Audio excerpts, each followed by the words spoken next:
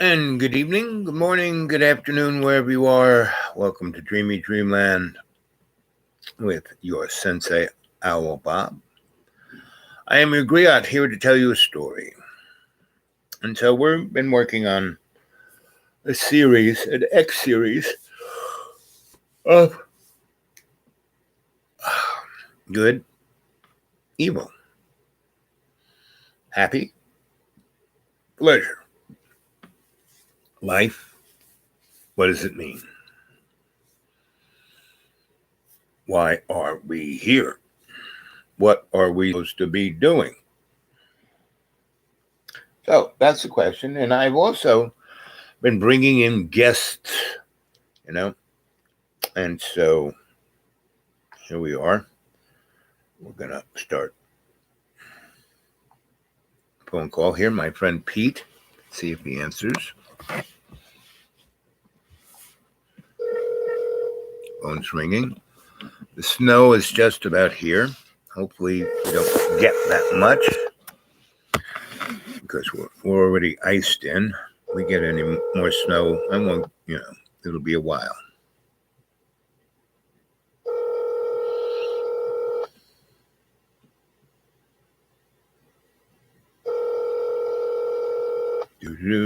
Do.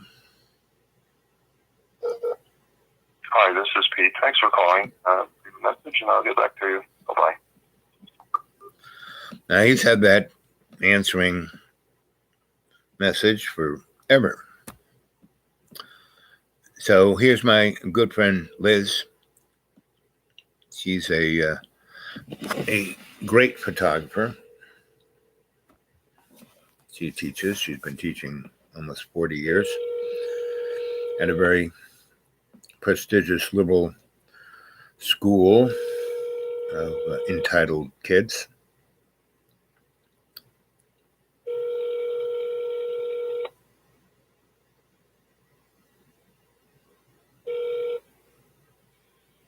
Hello. Please leave a message. Date and time. Thank you. At the tone, please record your message. When you've finished recording, you may hang up or press 1 for more options. To leave a callback number, press 5. It's our new world. Hey, sweetie, it's me. It's Friday around 2:30ish. I just want. We're about to have. I've been snowed in for the iced in. I'm at Ice Station Zebra, and my big long river bed of a driveway. Well, it's sheet of ice, about 6 inches thick. It just hasn't melted until it gets to be 50 and rains. It's got to rain because I'm on the north side of the hill. We get no sun. So anyway, I might not get out of here till July. And it's interesting to have to be in a place that, all you can do is think, meditate, and make a YouTube. And that's what I'm doing right now. And I was calling you to be a guest host, and talk about aesthetics. Okie dokie. Love you, baby. Who else is here?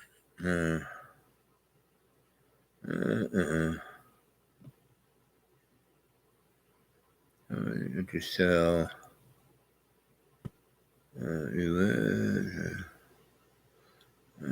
Skip Studio.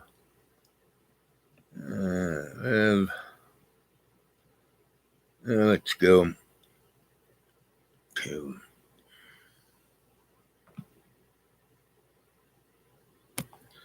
the folk here. Let's see. Do.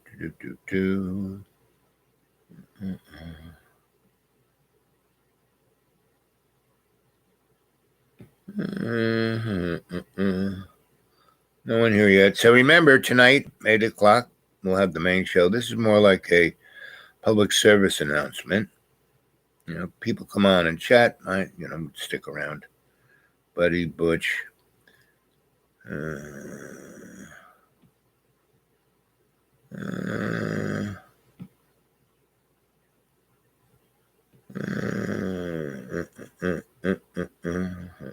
Let's see, Sid. I haven't talked to Sid in a long time. let's see. This is a young black brother. He's the son of a prominent black leader here in Roanoke.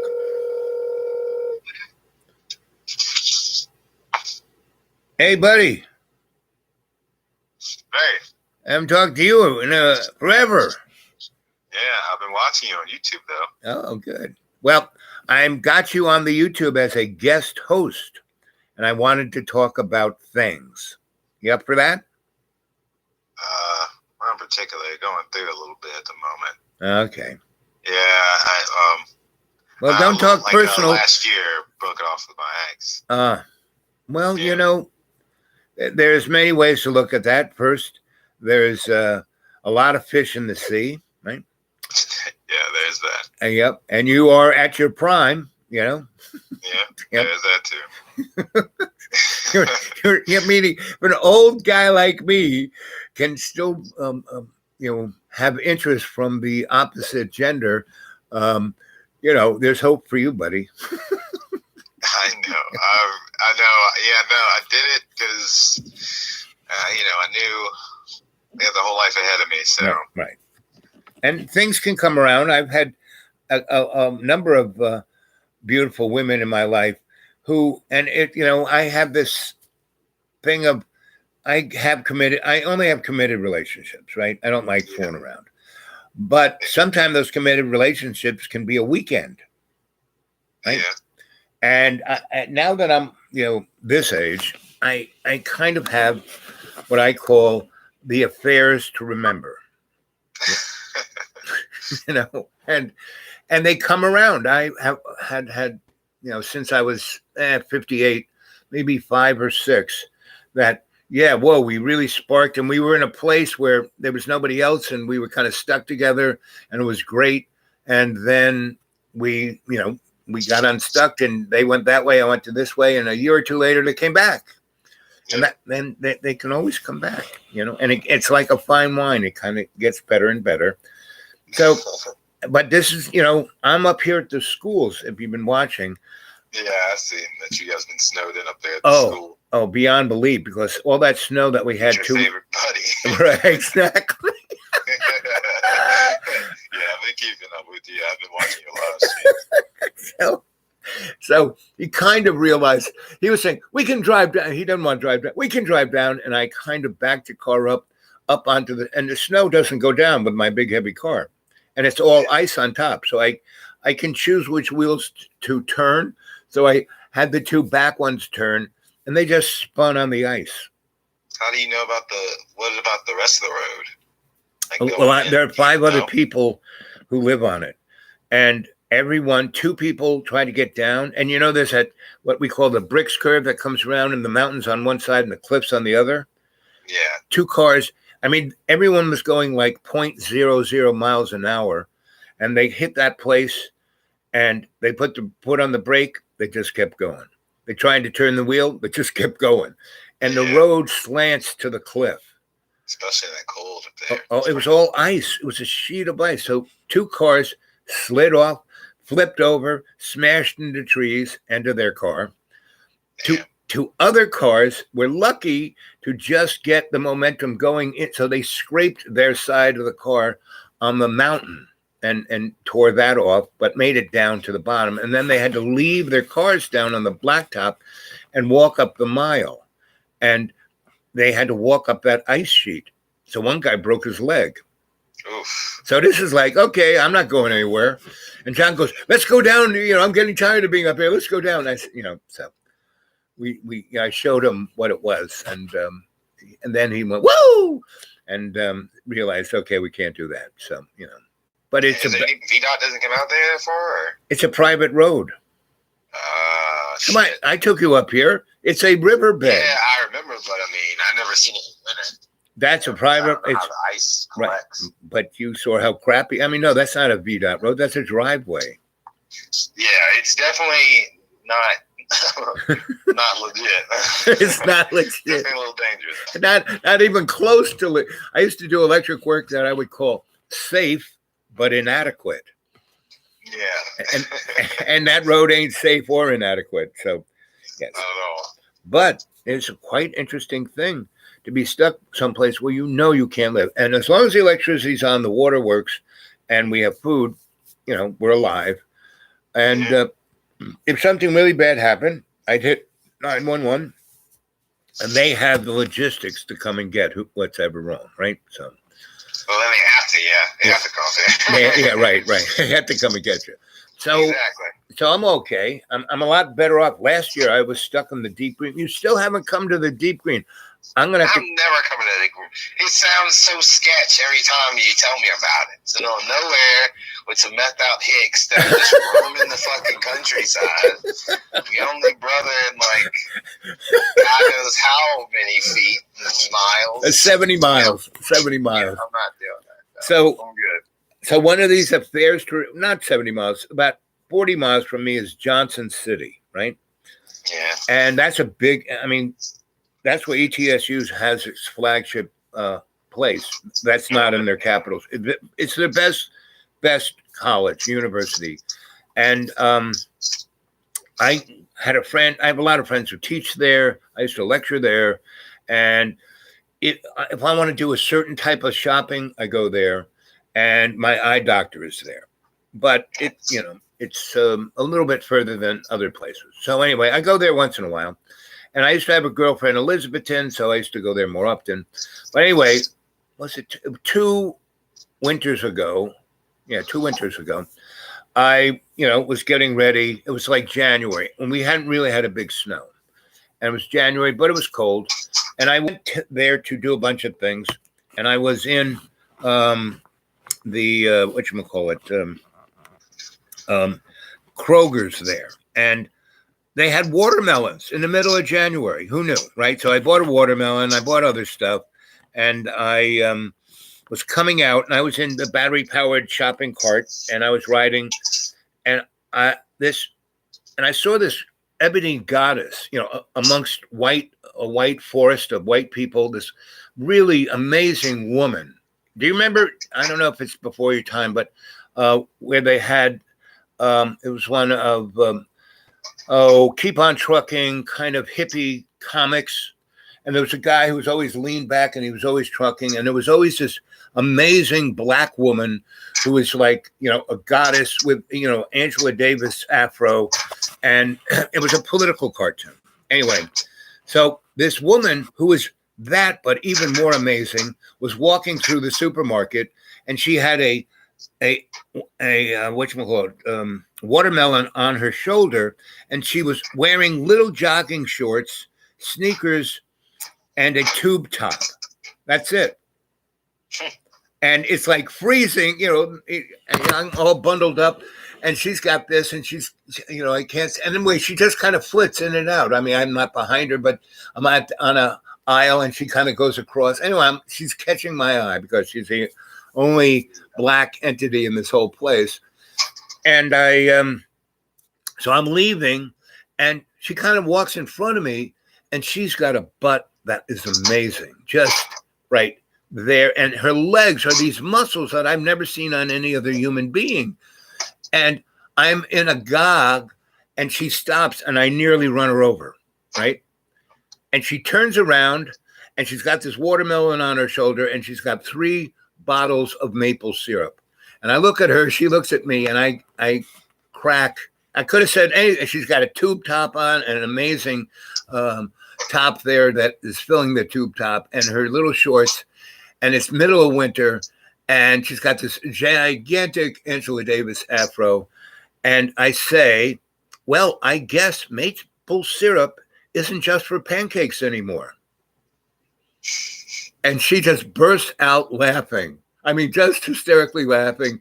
And she puts the watermelon in my cart and just keeps laughing and grabs the front of the cart. And I said, wait a minute, that wasn't that funny. And she goes, no, I'm not laughing at what you said. I'm laughing at you. I go, yes? What's so funny? And she goes, that coat you're wearing, it's screaming pink. I said, yep.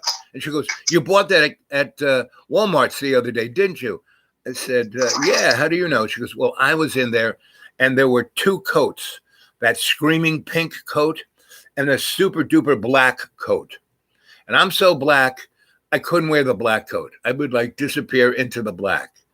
And that screaming pink coat is so screaming, it's even too pink for me. And I like pink. And she goes, but it looks amazing on you. So she's laughing. So, you know, we walk out in the parking lot and we're talking and we're talking. It's about 2 p.m. The sun is shining on us. But we talk for 2 hours and the sun is going down and it's getting cold. And all she's wearing is a tube top and shorts. And I basically go, why don't you get in my car? I'll turn on the engine. And she does, because her teeth is starting to chatter.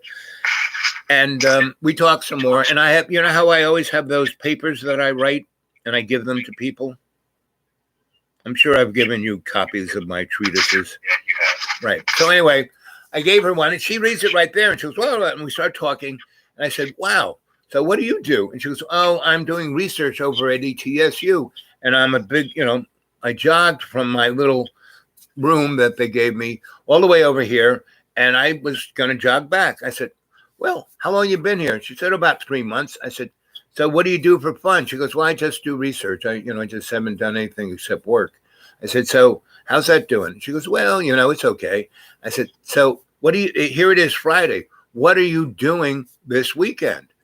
And she looks at me and she goes, nothing. I said, why don't we go back into Kroger's, buy some really good food, and I'll cook you dinner.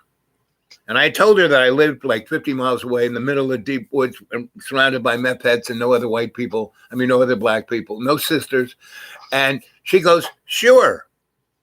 Right? Like, what person of the right mind would, go all that way with an old guy like me in a car that looks like I'm living in it? And anyway, she does. We have a great time. There's only one place for her to sleep, and that's like next to me, and she doesn't even blink an eye. And so, we're kind of cozy and warm, and it's nice, and she's having a great time. We fall asleep. Morning comes, bam, bam, bam, on the door. And I'm not a morning guy. So I say to her, without even thinking, why don't you answer the door? So she's wearing her little underpants, not even the shorts, and, a brassiere. And that's about it. And she goes there. She opens up the door, and I hear a crash, right? And she goes, Al, you better come out here. And I come out there, and there's my neighbor, old guy, Ku Klux Klan guy. And he's unconscious on my deck. He fainted. She opens up the door. He faints, right? And now what I didn't know was she was an MD doctor. And she was a major in the Army. And she was one of the only women to graduate from the Army Ranger School. But she's a scientist. But she did it because she was a major and she wanted to do it. And she did it. And she was top of her class. And they all freaked out about it. But so anyway, that's why she has all those muscles. She's like fit like you can't believe. So anyway, I get out there. He's on the ground. I take his pulse. I'm going, uh-oh, it's Freddie. He's probably having a heart attack. He saw the black girl in the doorway, Ku Klux Klan boy. Anyway, she comes back with her black bag. And she hits him up with a few needles and does a few other things. We drag him in, wrap him up, and he comes back. And she goes, sir, are you okay? And he goes, am I in hell? And I go, no, Frank, I'm right here. And he goes, am I in heaven? Is this an angel? I said, you know it's an angel. She's a doctor. She just saved your fucking life. He goes, well, I knew I was really sick, and I called my girlfriend, and she's going to take me to the hospital, and I just came down here to see if you would go up to my house and take care of my animals. And I said, sure. And so she said she's writing down on a little doctor pad of all the things that she observed and the medicines she had given to him. And she said, here, put this in your pocket. And when she takes you to the emergency room, you ask to go see the head thoracic person and give whatever you want to see a doctor first, give them that note, and they'll rush you right in without even question. So he does. And the lady comes and he says, take me out on your porch again and put me on that seat. And sweetie, I really love you, because they talked, and he was in the Army, she was in the Army, and he related to her as a sister in arms rather than a black, goddess. So she stayed with me for about 2 weeks. because up in his house, he had great internet and she could do all her work without having to go back to ETSU. And she just loved the dog. He had killer dogs. They loved her. But one day we went down to the general store, right? And I've been here 20 years. Everyone knows me. And I walk in. I'm wearing my pajamas. I walk in with this African goddess. And you know when you take an afro and you don't put it in cornrows, but you kind of braid it. Women kind of braid it so it's not sticking way out there, right? Yeah. So she has that. Anyway, everyone sees me walk in and they're like, hey, and then they look up and see her and their mouths are open. And this girl is blacker than night, meaning she's so black. When you look at her, all her facial, she's got a beautiful face, but all you can see is black. And she's got the black, super duper African nose. I mean, she is African, African queen, you goddess, you name it. And so this little kid looks up and goes, Daddy, that man has a pet monkey. And everyone looks at me, then looks at her. They're wondering what we're going to say. And she bursts out laughing. And she goes, well, sweetie, we're all monkeys. and they kind of looked at that one again. And she goes, no, the difference between you and me is that I have more of this stuff called melanin. Your friend Al here, who is my good friend, he is an African-American that's melanin challenged.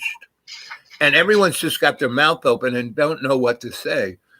And so we get our stuff, we go back home, and we're kind of chuckling over it. And a day or two later, we go to this other store that's not just a general store, but a restaurant. It's like where everyone hangs out.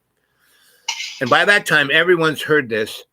And we go in there and everyone comes over and sits down and talks to her and has the most beautiful, amazing conversations about how come you're just they've never seen a black person, basically. And here's a black person who, super educated, really smart, really sweet, really funny, someone they'd like to have as a friend.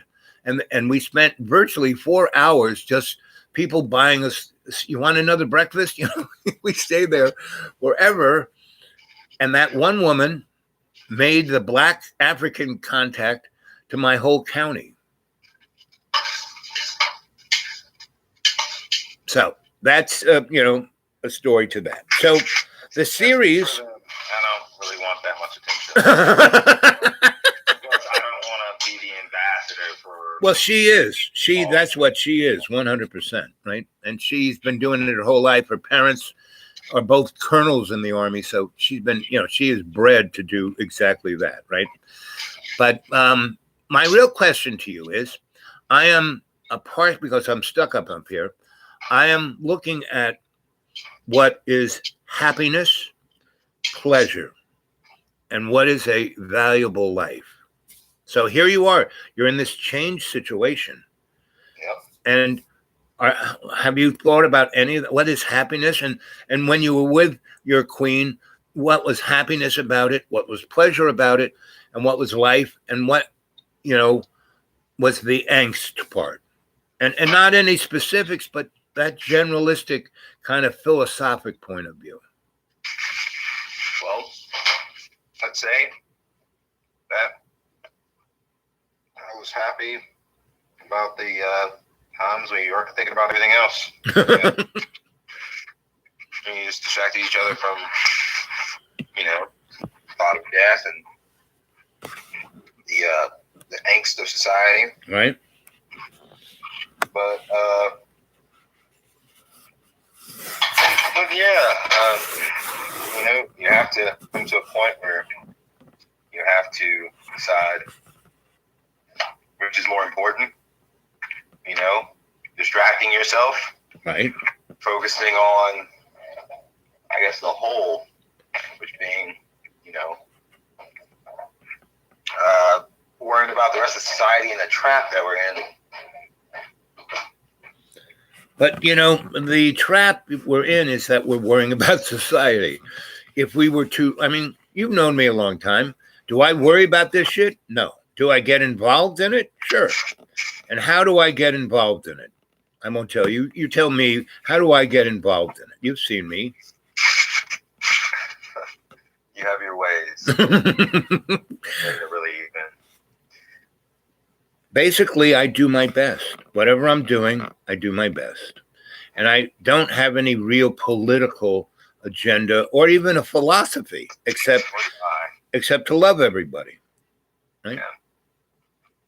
And I'm a moron, so I can get irritated and etc. But I try to, by staying in that place of doing my best. I can't be perfect. I fuck up all the time. I make mistakes, but I do my best in that moment. So, like I said, I've been around what I call the usual suspects. You know what I'm talking about. Yeah. And they get stuck in that shit.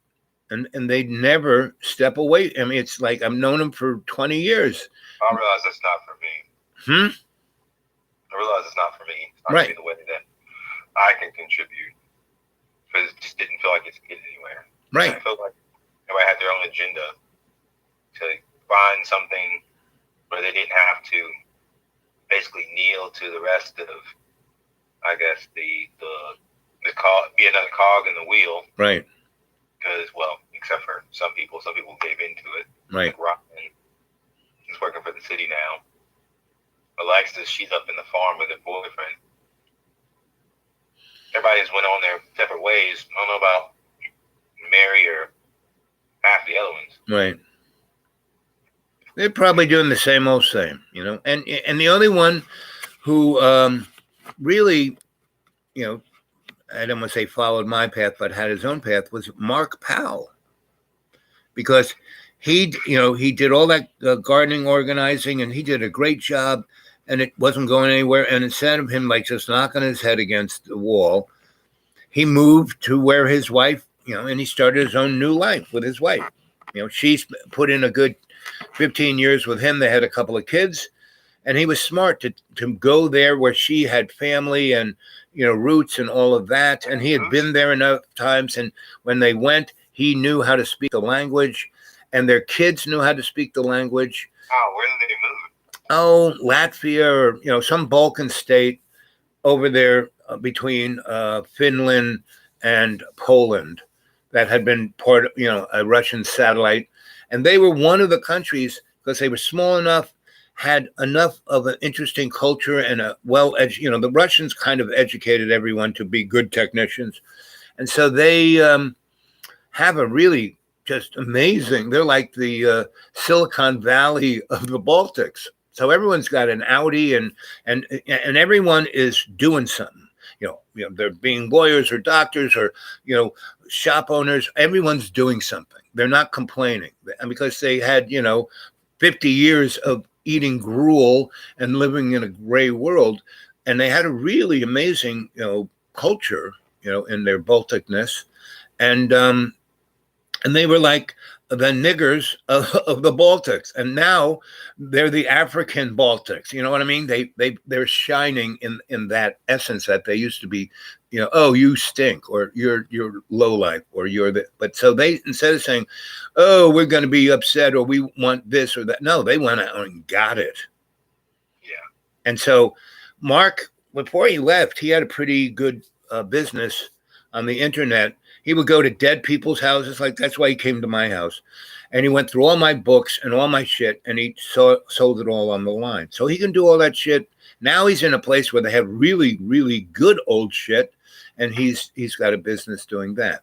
And the last time I talked to him on WhatsApp, he was really happy. He was making money. He had a great house. He and his wife were going to have another kid. The kids are happy in school. They're getting good education. That country didn't lock itself down, right? And they didn't, they understood the whole thing. They didn't close the schools. They didn't do all that stuff. And pretty much everyone hit the herd immunity. And it's very interesting that they're part of the EU and no one's talking about them. I mean, they are really successful. They're right on Russia's, right there. And because they're so small. Hopefully they're not in the middle of all that shit that's about to go down. Well, they're over near Finland. So, but it's still right on the border. It's still right there. They're a lot closer to it than here. And when you look at the shit, you see that there is no reason for this except when Russia collapsed, one of the things we promised them that all their satellite countries we would not fold into NATO, right? And we did, because when we folded, Poland, Latvia, Estonia, 6 other of those little countries, they had to buy all of their weapons. They all had Russian weapons, and they had to go to America to buy their radars and missiles. So, Lockheed and, Raytheon all made trillions with a T over the last 20 years. And so now everyone's got all that. So that market is kind of waning. So they have to have another war there so everyone shoots off their shit. Right? So they'll have to buy more shit from Raytheon and Lockheed.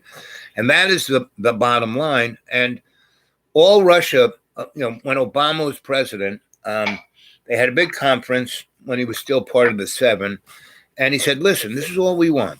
You promised you would put no NATO on our border. Well, you fucking lied. 7, but they're little countries, no big deal. But the Ukraine has got a gigantic border with us, right? A. B, half of the Ukraine are Russian-speaking people who think they're Russian because that used to be part of Russia.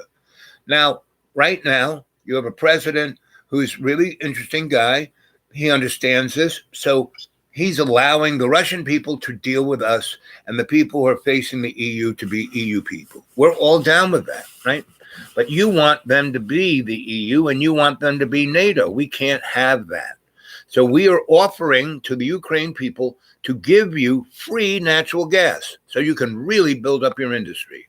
And all the money you want to borrow from the World Bank, we're going to give it to you interest free. And that president, who was duly elected and everyone liked because he represented both those sides, he said, great deal. See you later, Mr. Obama. See you later, NATO. See you later. Half our country will still deal with the EU. We don't want to be in the EU. It's all the best, right? Which was a great deal. Everyone in Europe, all the NATO people said, great idea, because we don't want to go to war with Russia over the Ukraine. The person who said no was Mr. Obama and Mr. Biden and the people who pull their strings, the Lockheed boys and all the military industrial complex. And so they basically said it's our way or the highway. So they had a conference there, and they basically said, we're going to kick it down the can, right? The can down the road. And then the CIA went into the Ukraine and created a push. That guy who was the duly elected president that everyone liked, they kicked him out, with a few people on the street going, we hate you, and put in a Nazi, stone cold Nazi, gangster. And that's who's the guy there. And he's the guy who started the war with Russia by going after the Russian people who were in the Ukraine. And so Russians just took that little part of Crimea, which was always Russia. But when it fell, it became part of Yugoslavia. And they didn't make a big stink out of it because they were allowed to rent it for their navy. And he, was going to take it back. And that's where Russia said, what? You're going to dry dock our whole frigging navy? No way, Jose. And that's why they took that part. But they said, come on, let's, get a grip here. And that's what's been going. So they've constantly been pushing. So that's why Putin put, the 200,000 guys in his own land, on his own border. He just put them there, No big deal. He's not attacking anyone. And, Biden is screaming like it's World War III. Well, supposedly World War III is going to have Russia and China up our butts, walking down to Israel, all that jazz. Well, that is a big bullshit because China, people don't realize they have 1.7 billion people, right? And more than half of that is over 50 years old. And then the next 20% is between 30 and 60. Only 15% of their population is below 30, right? So that little small group of people are doing all the work, are in the army and all the rest. And the other problem they have is a gigantic country, and they have 57 different nationalities, and they all hate each other. So they are not, and we spent last year $780 billion on weapons, just in the Defense Department. China spent 60 billion. We have 11, aircraft carrier groups. They only have one aircraft carrier that can't even launch airplanes. So there's I'm not over there, so I honestly don't know. Well, that, if you were to read the journals that tell you this information, or even go online, I mean, that's what I do. People send me tons of threads. Hey, look at this. Look at this. What do you think of that? What do you think of that? And that is the picture. So what we're being told is, again, just a opinion, because they want us to be scared. Oh, we have to be scared of those guys. And they're not going to do it because China's smart enough. They don't want to go to war. They don't want to spend all their money on weapons, and neither does Russia.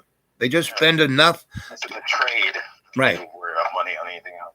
Right. So, and our money, soon as the dollar, why did we go into Libya? Because Mr. Muammar Gaddafi didn't want dollars for oil anymore. He wanted golden dinars. And why did we go into, Iraq, weapons? No, then they never found weapons. We had gone in there in 91 and destroyed his military. He was not a threat. Why? Because he wanted to sell his oil in gold dinars. Why did we go into Syria? They wanted to, that's why we went into those countries. So this is, this whole Mr. Globaloney is falling apart. And that's why these guys are doing all this distraction. And the only way to stop this is not to get all bent out of shape with all this crap that I just, enumerated, but to focus on our lives, not our soul, not our religion, but our spirit. Because that's the most powerful thing. If you take your spirit and focus it on what you're doing in every day and every way, and do it with love's co-creation, you will be an unbelievable example. And then other people will be that themselves. They won't follow you. They'll be that themselves. Enough people do that, and enough people already are doing that. Otherwise, we'd be toast. If the general population wasn't good, they'd be toast. It's like my neighborhood where my military African goddess came to stay with me. They never saw a black person. And then the one they see is with me, who they know me for 20 years. Yes, they know Al is, how did you describe me? Got my own ways. And when the little girl said, "Are you a monkey? Look, Al's got a monkey." And she, and instead of my friend getting upset, she laughed and then said something interesting that the girl could think about and the parents thought about it. And then when we went a couple of days later to the place where everybody was, they just sat down and wanted to talk to us. That's how peace on earth occurs. You're right about that. It's none of the big shit that I just enumerated.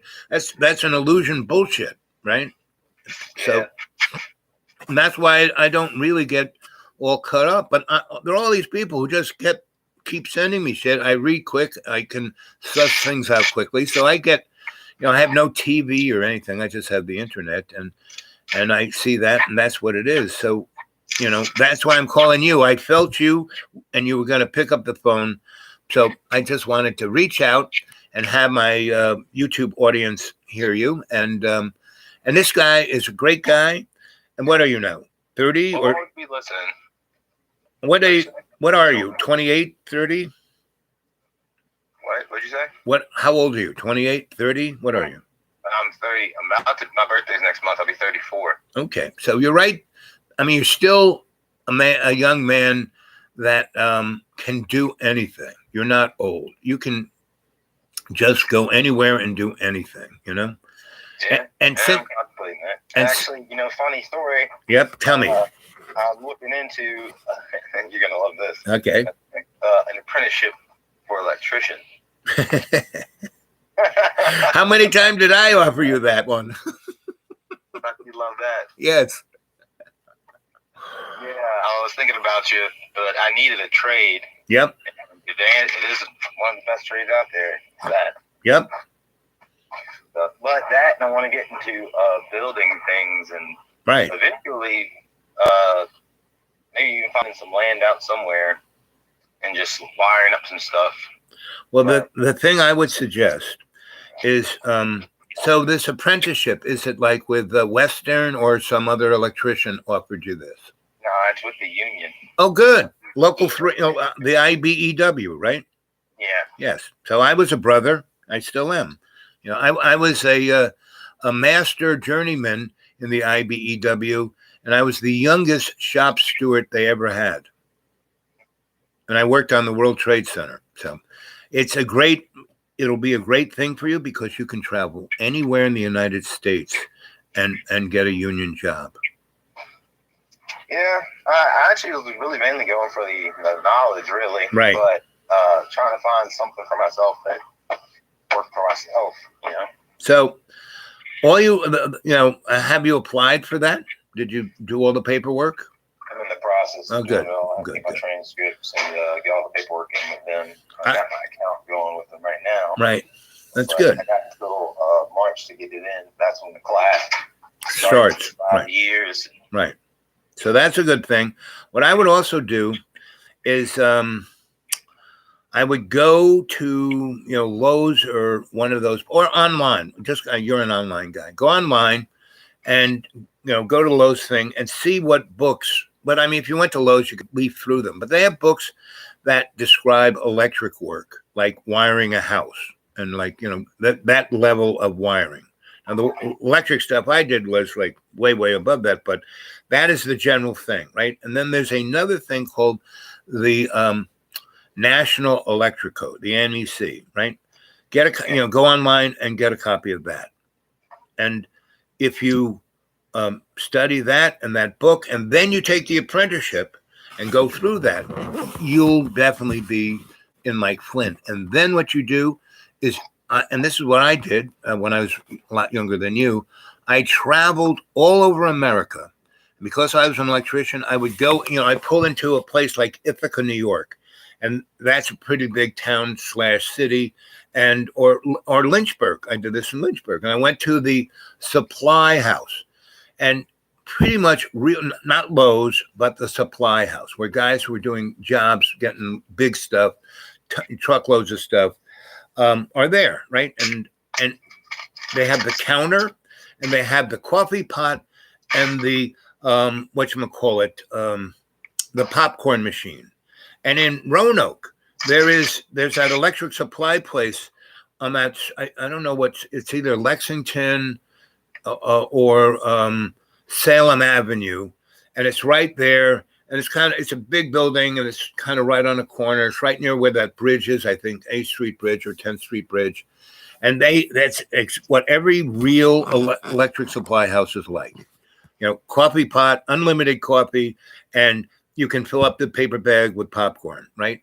And I would just sit, and they have like soda fountain seats at the counter, and you talk to the counter guy, and he pulls out an order, and you either take it with you or they truck it to you.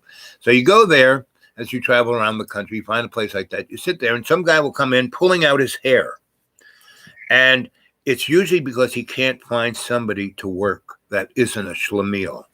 And you go, hey, what's up? And they go, and I think I can help. I mean, this is once you got your trade under your belt. But because being a union electrician, so like I said, I was a shop student in Local 3 in New York City. But the guy who I worked for and my mentor started the IBEW, Grandpa Stoll, and he started Local 3 in New York, the most prestigious local there is. But when I went with my wife to San Francisco and I had my card, they said, oh, brother, it's good to see you. Well, sit on the bench. So everyone who is from San Francisco gets the job first. If there's nobody to fill the job, you'll get the job. So that's one of the little irksome things about the union, right? It's not really how good you are. It's, what list you're on. So, but it's still a foot in the door. And so, but that's a good path to go because you get that trade. And I traveled the world with that. I mean, electricity is electricity. I was an electrician in Australia, in France, in Germany, in Ireland, in England, and I did exactly that. I went into whatever electric shop I could, find and sit there. And like in France, I didn't, speak French very well.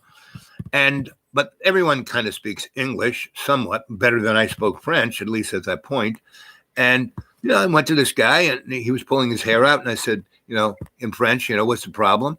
And he kind of looked at me and he started just going off like a machine gun about what was wrong. And the guy behind the counter started laughing. And he said in French, "Hey, Louis, slow down. This guy, he's not from here. But I've been talking to him. He knows what he's talking about. So, maybe speak to him in English and he might be able." And I did. I went to work and everybody spoke French, but I was the best mechanic he had in his crew. And I just went around and fixed all the shit that everybody else fucked up. So he no longer was, had his back against the wall. He was now making money and he paid me cash off the books because, I wasn't a French citizen, right? I didn't have any of that paperwork. So he just paid me cash off the books. And he could pay me a little bit more than the other guys because I was making him money, Yeah. So you get to know it.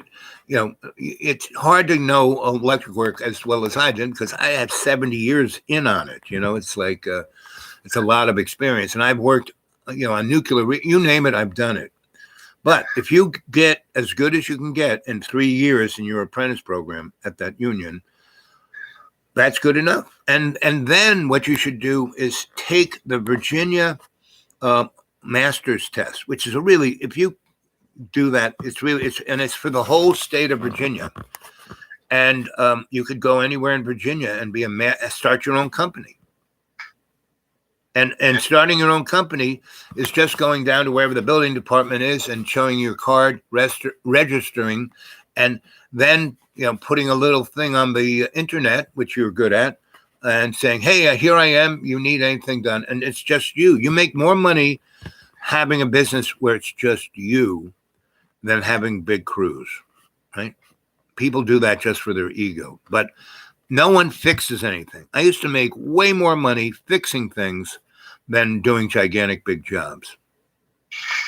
I can imagine. Yep. So that'll fit you great.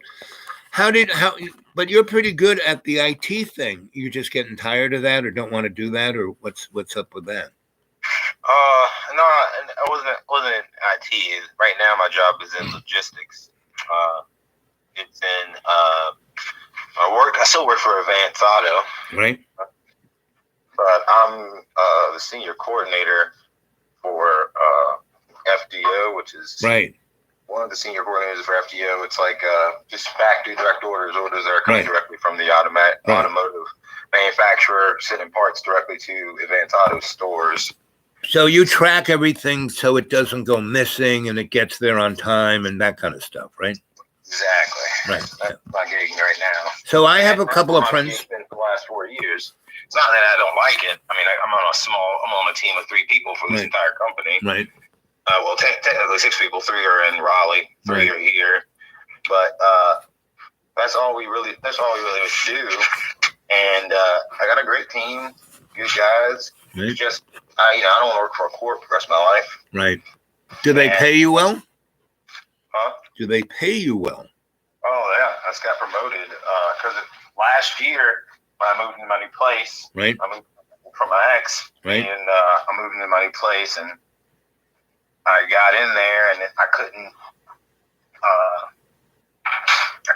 I was doing really good, but I wanted to be able to save some money, so I was working ended up getting a side job at Starbucks. Right. That and for the girls, but I ended up getting a promotion like right around that time to senior coordinator, which got me like a $5 pay boost. So I was just like, okay, well, I don't need this gig anymore.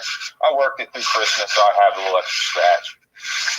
But now, you know, I want to start thinking about the future. Right. So my whole plan that I was thinking about is for flipping houses. Yes. That's the way to go. John's parents, you know, I got a lot of good friends, right, that are doing that. Kind of like stuck, right, working bullshit jobs and working for corps themselves. So I proposed an idea, and they don't have the imagination for it yet because you can't see anything in front of you until somebody has it in front of you. Right. So most people don't have vision. But I told them, I was like, what we all should do is all learn a trade, so we don't have to outsource it to anybody. Right, exactly. And so we all can go in on the house, spend money on it, like the first house. Right. We all spend the money together. Even get like one of us get a personal loan or something. Right. Buy the house, we flip it, we split the money all evenly amongst each other, and we all put our money, invest our money back in another place. Yes. I did that in Soho for many years with all my artist buddies. We were all, you know, that's how we made our living. No one's buying our art, so we were all different trades. And we did extremely well on that. So much so that I could always, you know, we'd do a job, I'd get an extra $5,000, I'd go live in Ireland for 4 months, you know? Exactly. See, my plan before, I wasn't really thinking, I just wanted to get the hell out of here. Right. My plan before was just to get enough money and just bail. Right. But I was thinking, I was like, I'll do that. Well, I'll be out in the middle of fucking this crazy madness with no money on in the world. And I didn't really want to risk that because it didn't seem like the best investment. So I decided to stay here for a few more years. Right. Get it under my belt. Get like a money-making machine. Right. So I can, you know, work for myself, and then I can go, you know, after flip a house, like you said, go on vacation for a little bit. Right, right. And especially, see, the thing, if you do it with a crew like that, that business can still be going on while you're gone, you know? And I, you know, taught hundreds of people to be electrician because, you know, in our group, we still need an electrician. So I would have a crew and I would be gone, but they knew enough to do the job, right? Yeah. So, no, that's a great idea. I give you anything you need for help on that. I'd be glad to do it. No, absolutely, man. So I got a few different ideas once I get some scratch on my belt. Right. So want to get maybe like 2 residences that, you know, people can rent. I can rent out to people. Right. That's passive income. Yep. And, you know, I can have like, you know, either I can work for being a maintenance man for a little bit, helping out the places, anything that blows or messes up. And then eventually just pay somebody to do that while I'm gone. Right. Like I said, you as the electrician is a great trade because it's something that nobody wants to screw with. And it's really not rocket science. But the other interesting thing about electrical work, you kind of have to be a bit of a carpenter, a bit of a plasterer, a bit of a painter, because you're putting a wire behind a wall that's already there. You got to cut holes in it, and then you got to plaster them up. I mean, so you can do any trade. Mm-hmm. Plumbing, and not so much, but I used to do boilers, so, you know, I got to know plumbing. And so so if you get a couple of people who are your assistants, or I would call them my electric adepts, because everyone I ever taught to be an electrician went on and got their license and got their own gig and got married and put kids through college and all that. By me teaching, they would run around selling a crank on the street at 9, and I'd say, no, you're not going to do that. You're going to either be dead or in jail in a number of years. Well, I'm getting away. No. How much money? Well, Tommy paid me $10 to run across the street with his package. And I said, I will pay you $10 an hour just to hand me a screwdriver. No, you're gonna come, you know. A little bit more safer. Yeah, a little more safer, especially in New York City in the 70s, which was, I mean, people going on about how dangerous the world is in our country is fucking in my neighborhood in Brooklyn, there were 5 murders a week. I was always just talking to somebody about that the other day. They're like talking about how dangerous it is in the world now. Oh, with my dad. Right. I was talking to him, and my dad was worried about my little brother because my little brother is Right. 18 now, and he's doing what 18-year-olds do. Right. Run around, chase after girls. Right. He was worried about him being out in this world. I was like, imagine the world when you were fucking a child. Right. I think the world's a little more safer than the fucking 70s. Yes. Oh, it was suicide. It was like unbelievable. And like I said, I lived in a neighborhood. If they did not know you, they would kill you. And it looked like stories about New York. Yes, it looked. I mean, I live in a place in the South Bronx that in any direction for a mile there was nothing. I mean, it got redlined. All the businesses collapsed. The people left, went to the suburbs, and then poor junkies moved in, and just buildings got burnt down. Blah blah blah, and then they couldn't even live there. And that's when I moved in because there was nobody there, and there was still that. Back in the 1890s, the South Bronx was where the rich people lived. And all those buildings were, mahogany and, amazing, stone. And I used to take staircases apart. And I had a lot down off of Bowery and Houston Street. And me and this architect guy who was a fireman, he would practice. He had a bad accident, so he couldn't fight fires. So he taught how to fight fires. And he would take his gang before they set a building on. We would take the staircases out, any like marble or mahogany, we'd take it out, and we'd take it down to our loft in the fucking fire truck, unload it, and clean it up, and then sell it to rich people who were building their lofts. And nice. The first year we had that, we made $200,000. Not bad. Out of, where we were using the city's fire truck to use because it had power tools and pneumatic tools and it helped the fire guys because when they took buildings apart, they could see how fire would work instead of just setting the thing on fire. So it was a good teaching thing for those young firemen. We made a shitload of money, and he was busted up. I was still young, so I wasn't busted up. And I had this midget girlfriend who had a auction house called Big Apple Auction. And she had an eye like a laser, and she knew the art history of everything. And so she would go in there, we would figure out what was the most important. We take that shit out, and then whatever else we could take out, we take that before we set it on fire.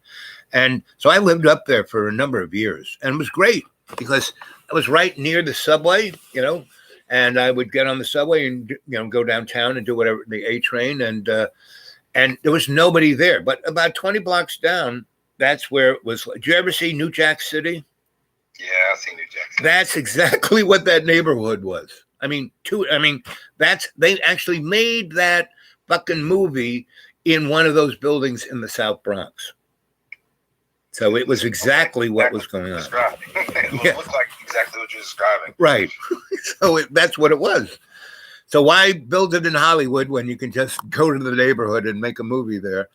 And so it is nothing like that. Now yuppies are living in those buildings, So gentrification. Yeah, gentrification.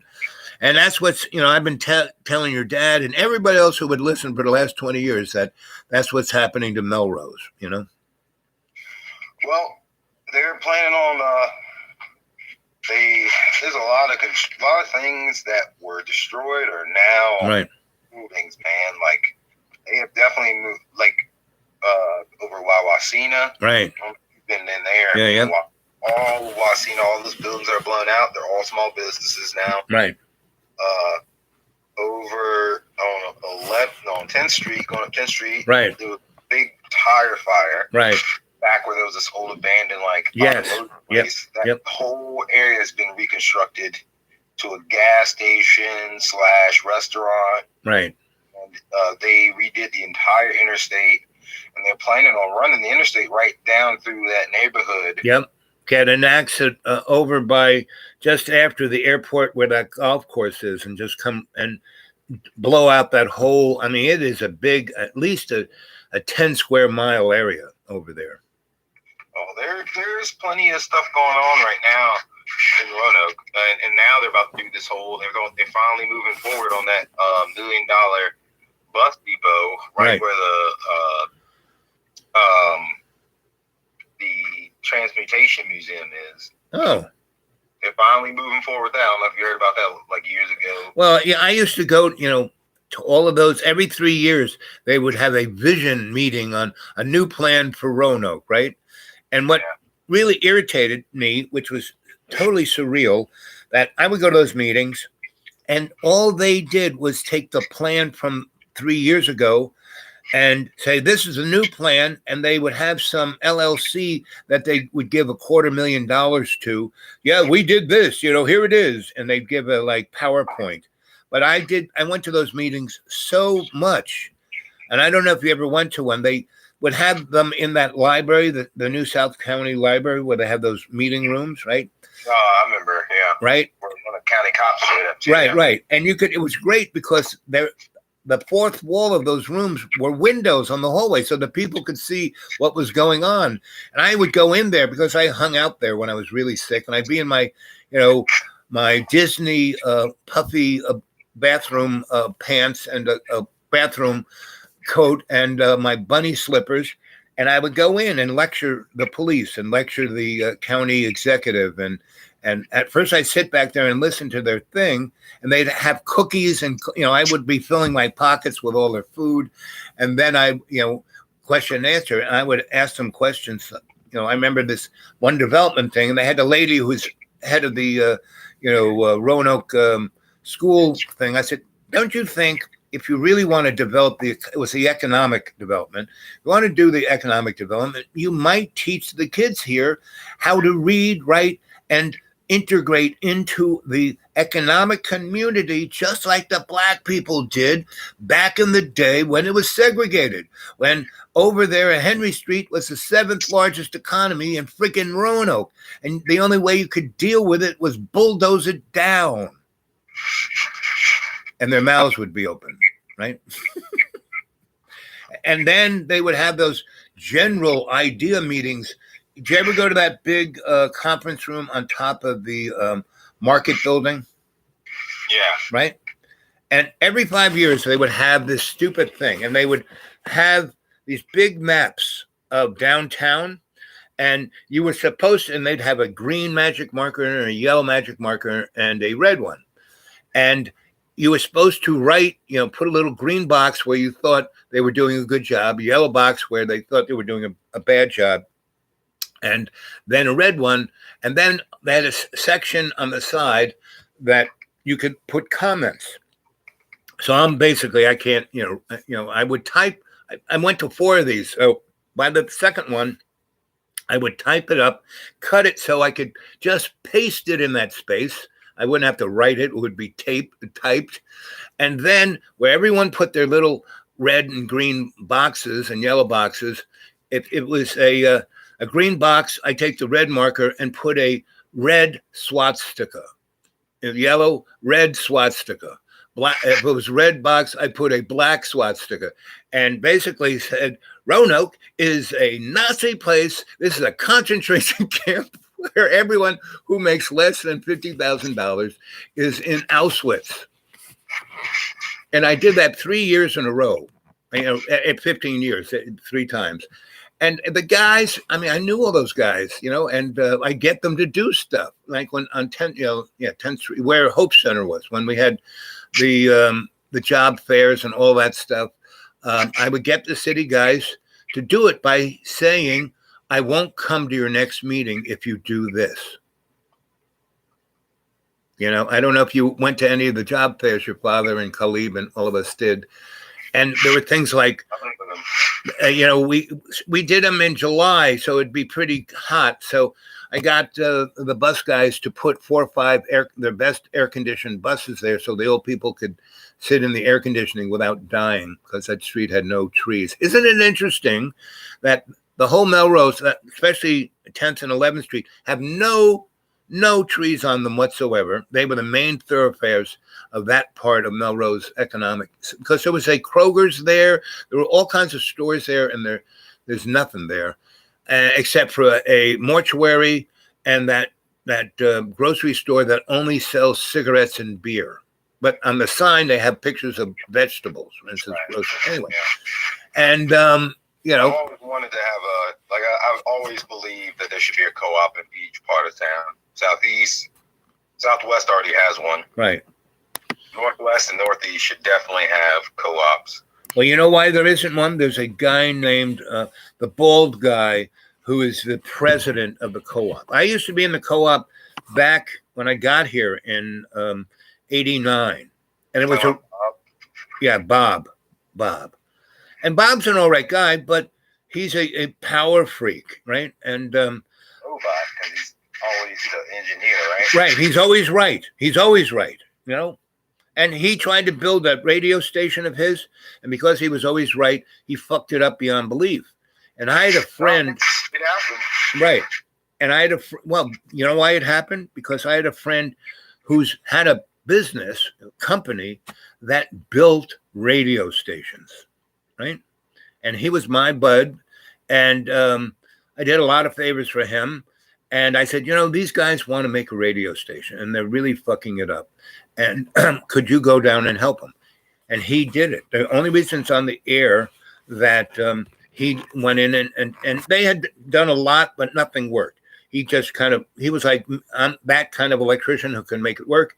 He's that kind of, and he flies all over America fixing TV and radio stations. Anyway, he spent a couple of weeks and put them on the air. And Bob could do nothing but complain, saying, you're wrong, it should go this way. And at a certain point, he wasn't getting paid. He just called me up and said, that guy, Bob, he sucks. And that other moron, Larry Zero, he's like, I can't stand that guy. All he does is talk about, Marx and Lenin, and nobody wants to pick up a screwdriver. It's like, so that's Bob. And that's the co-op. You know how the co-op looks so new and modern, but still seedy and disgusting, right? He forced the co-op to join this national thing that was owned by Whole Foods. Oh. So that's why the co-op. I don't go to the co-op. But you know what I'm saying? You've been in it enough after because I've been in it right, enough. and they've made it all kind of bourgeois, right? Yeah. Kind of bougie. Yes, but when I was part of it, it was across the street in that place that's now the bougie furniture store. Yeah. Right? That's where the co-op used to be. And we all used to unload the trucks, and everyone got the food out of big bags, you know? They had with a scale, and you wanted beans, there was no like pre-packaging anything. It was just, and it was super cheap and super good. And now, I was, honestly, starting because I'm definitely not the person for this. Right. I'm just a good idea guy. Right. But I was thinking like just having a co-op in each part of town would just help better living for people. And plus, you wouldn't have to go all the way to Kroger, and they wouldn't have to feed their money in the fucking machine. Right. The corporate state. But you know why? And this is one reason why I stayed as long as I did in Roanoke. Is that Roanoke is the microcosm of America, right? It's not really a southern town. It's not really, it's got everything, right? Good, bad, and ugly. And it shows beyond a shadow of a doubt, not only racial, it shows that the racial thing, the class thing, and the gender thing are just smoke screens. So the rich people over there in South Roanoke can control everything and do nothing. And they keep everyone else gnawing at each other's legs and arguing. And I mean, the Dumas is a perfect example. What have they been at it for 5 years now? And zip, right? Yeah. And they didn't get it. Right. And so the whole bottom line is that people back in the day when, like I said, when things were segregated and the black folk could only buy from black folk, they had the seventh largest economy in Virginia. And in America too, and that's why, Lyndon Johnson, he was set his people free. No, he went to all the blue dog Democrats who are now the racist Republicans, same guys, Mitch McConnell, et al., our president. Differences. There is none. They're all corporate shills. We have the best legislators money can buy. Ergo, we should not even bother with those morons. Just go off and do our own thing, like we did in New York City. We took over 50 abandoned buildings, put 500 families, about 1,500 people. And today, I left New York City in '88. And I went back because one of my godchildren, one of those kids I grabbed, no, you're not going to do this. Here's a screwdriver. We're going to. She called me up and she goes, why aren't you on Facebook? And I said, please. And she said, it took me forever to find you. I said, well, you found me. What's up? And she goes, I'm getting married. You are the closest thing I have to a father. I want you to walk me down the aisle and you better be there or I'm coming to get you. And she's that kind of girl. She would.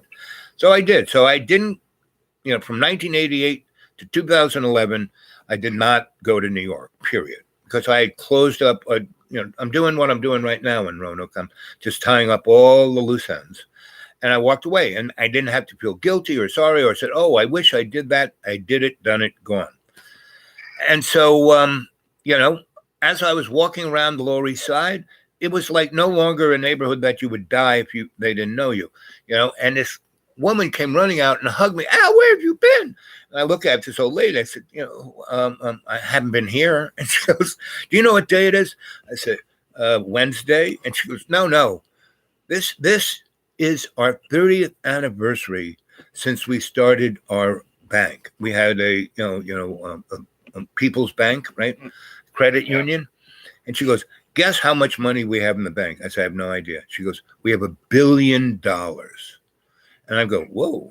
And because it was 8 of us and we all took, I had $300. This person had that. We just had enough to register it and get our nonprofit status and do all the stuff to make it a credit union. And she goes, that money is not in the safe. That money is in people's educations and people's homes and why you see all these businesses, we gave them money to start all these businesses. That's why you don't see a single Starbucks. You don't see these are all small businesses that are doing amazingly well. And the buildings that we took over, people, lived in those apartments, and then they went and did exactly what you're talking. They copied our idea of how we did it and took all the other buildings and then fixed them up and rented them out to people.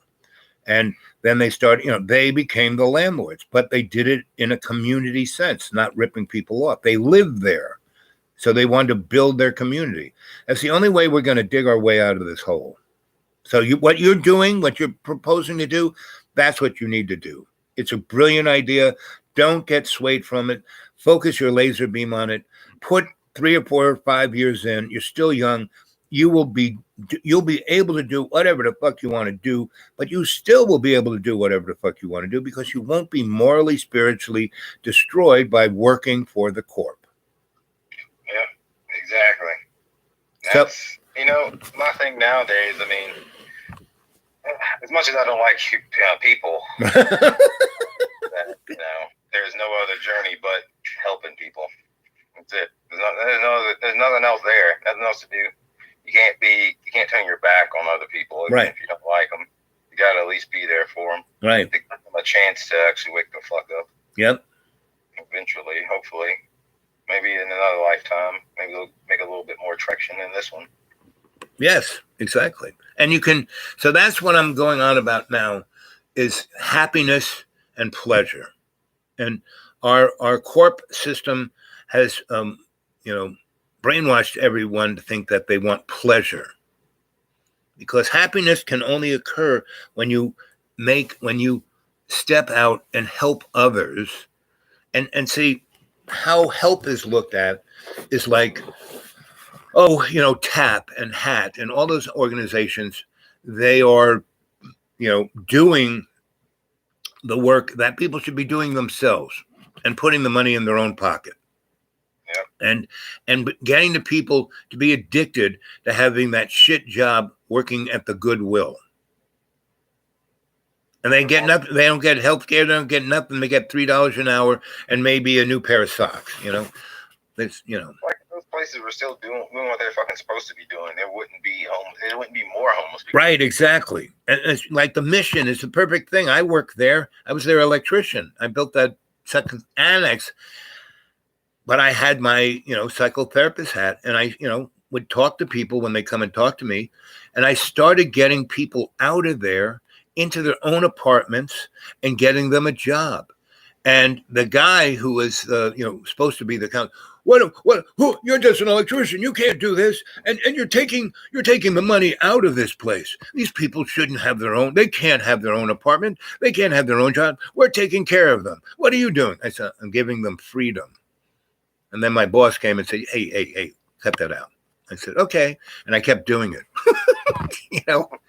because I was wiring their distribution. I mean, they had guys drilling holes and pulling wires, but the stuff I was doing, he had nobody else. And he once said to the guy who ran the place, listen, I can't really get rid of him because he doesn't really work for me. I'm his client. He's my consultant. And and if I tell him to get lost, this building won't have electricity. So I got to spend another 4 months doing that. And I got about 20 people out of there, and got them jobs and got them over at Western and got them to have a life. And no one does that, None of the usual suspects. The only person who even came close to that was Mark Powell. Only one. Because he actually had a business that he needed guys to move shit. So he actually did that. Help people. But see, it's the thing. It's like, I don't know. I guess for me, I can't speak on the fact. Like my main mantra nowadays is I understand that I do not understand. He's a family man. He's thinking about his family. So he can't just be selfless. You have to be selfless to an extent. Right. What Mark did definitely doesn't imprint on Roanoke. So I'm grateful for that. But he had a job. I mean, he had a business. He had both going on, right? Yeah. And the good thing that I really appreciate about Mark. So, we put together what was the Granite Garden. That's where the office was in that little building. And then he made the Roanoke Garden Association, and they built 9 gardens. And we wrote grants, and he got, about 4 or 5 years, he was getting, between 100 and 200 grand to do that. And he paid himself a salary, but he had 5 people working there, and they got the largest sum of the salary. I mean, his salary was just enough to pay what it took him to do that. Right. But he gave most of that money to everybody who worked there. And he had his business over on the side where he did do pretty good. And that's the way you do it. But the guy at Goodwill, he hires his wife and his kids. I don't know if it's the same guy, but the guy I knew, he would take home $3 million a year out of their budget. I mean, that's just straight up wrong, Yeah. But I'm worth that, No, you're not. And that's Roanoke. There's 600 churches in that city, and only 2 keep the door open for the homeless people. The Catholic Church up on the hill, and there's what is that church? Oh, I don't. It's like between the bypass that goes right through town and 5th Street. And there used to be really big fancy houses, and then they became like lawyers and doctors' offices. I'm not sure. I think it's still a church, honestly. Well, there is a church. There are a bunch of churches there, and there's still churches. But there was one church. There's definitely a shit ton of churches all over that area. Right. And in the basement, I don't know who it was, but they made it look like a log cabin. And every Friday and Saturday night, if you want to come in, they have people come in and play music there. It's like a coffee house. You know what I'm talking about? I think it's on 3rd Street. Talking about the Phoenix? You're talking about No. That's the guy who does Floyd Fest. No, it's closer towards Jefferson. It's like between Franklin. You know how Franklin across from the hospital. It's near. No.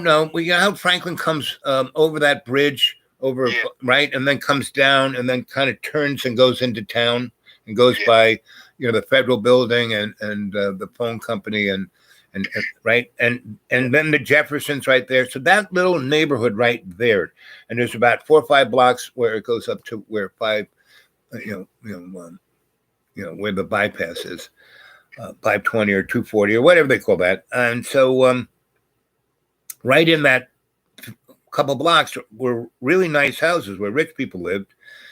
and then they died and they became SROs, and then talking about it's between Franklin and Jefferson. right, and I think it's on Third Street. Is all rich houses Right. turned into shit. Right, yes, yeah. So there's a nice old church there. There's 3 nice old churches, but there's one, that's the only other church that has the door open for homeless people.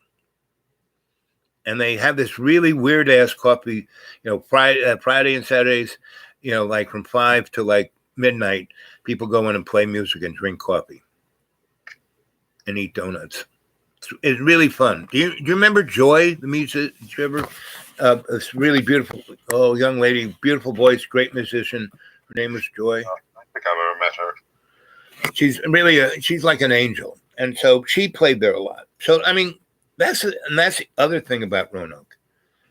Really amazing things pop up, and then they die almost immediately. Well, you got to sell part of your soul for it to stay. Right. Really. Right.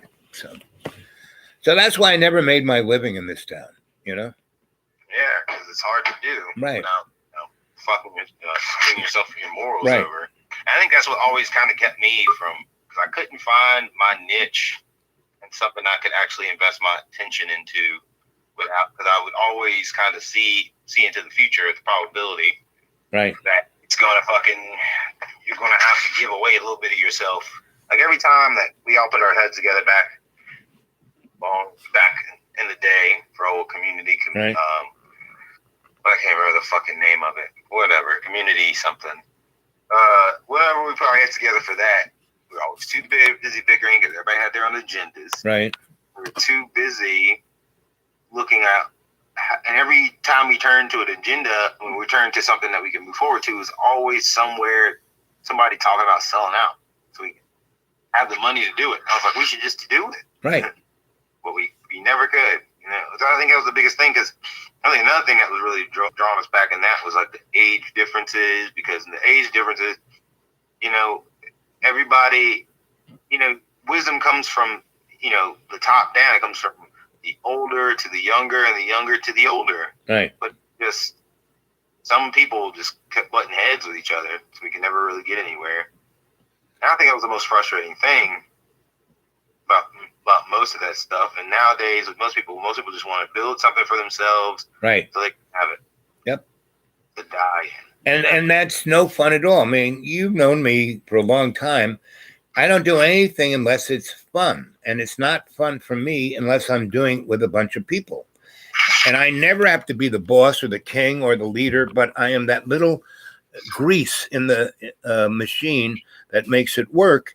And I do it not by proselytizing, but just going and doing it. I would just go and do shit.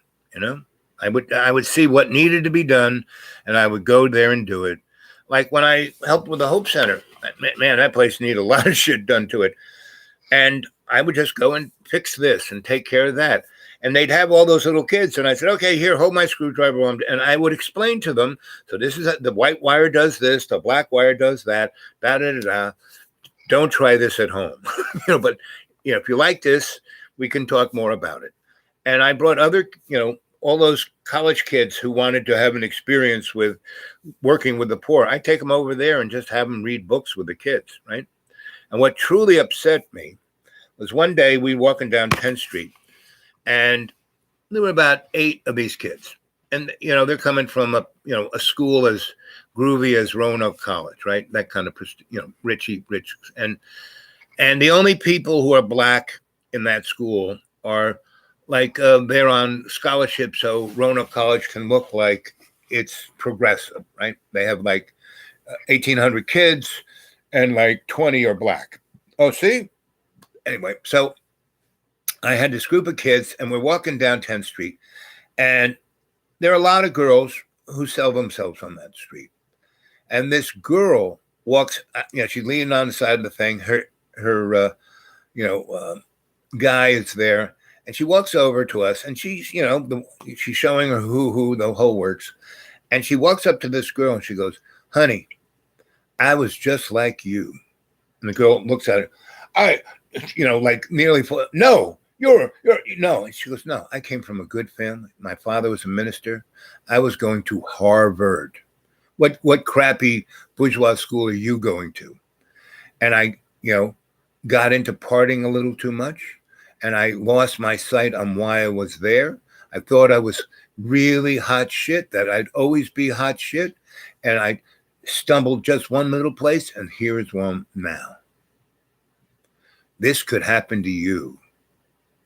And the girl got just livid, right? Just and I kind of, I saw that girl often, and I just said, thank you. And we went back into the van and drove back, and she just could not shut up about it. And that's when I worked at the first, that church over there downtown.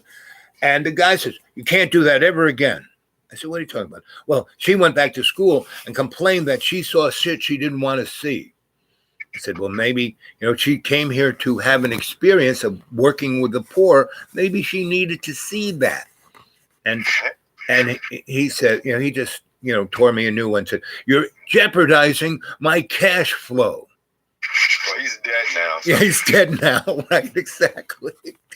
Well, yeah, he's dead now. Yep, he's dead. I know. Well. Yes, I know. It didn't work out well. Yeah, he just pancreatic cancer, man. Apparently that's a bitch. Yes. Right. So we had that thing running. I got this guy woman who was just a killer. John threw me out of here, and I was living in the Texas Tavern for about a week. Right. I had no place to sleep, and that place is always so. And there are a lot of people who live in the Texas Tavern, like between midnight and 6 a.m. And as long as you're buying a hot dog, they don't care. And so, I was there. And then I ran into that guy and said, oh, I got this church. I said, but you're not ordained. You're not even a priest. You haven't even finished college. He goes, yeah, but I look good on their poster. I said, okay. So he goes, but I need you. Can you come and run the church for me? I said, sure. What are you going to pay me? He said, well, I can't pay you anything. I said, well, I have no place to live. Can I live there? He says, well, and he put me up in the bell tower. And he said that you can't come here until 8 p.m.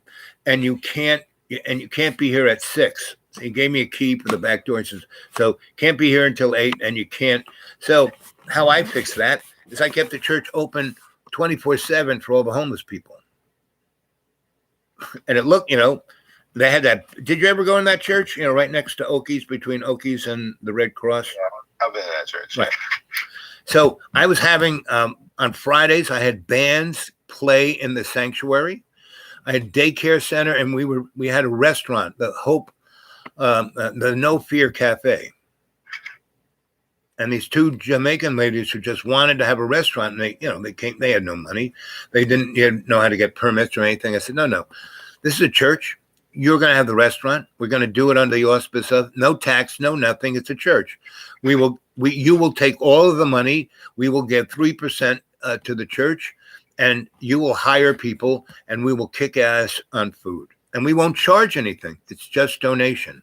So I went and got, I had that guy with, our office had a great Xerox machine, and I had printed up all these flyers, and I just went into the police department, into the courthouse, into the mayor's office, all those office, the TV guys, and just said, come to lunch, and they all came.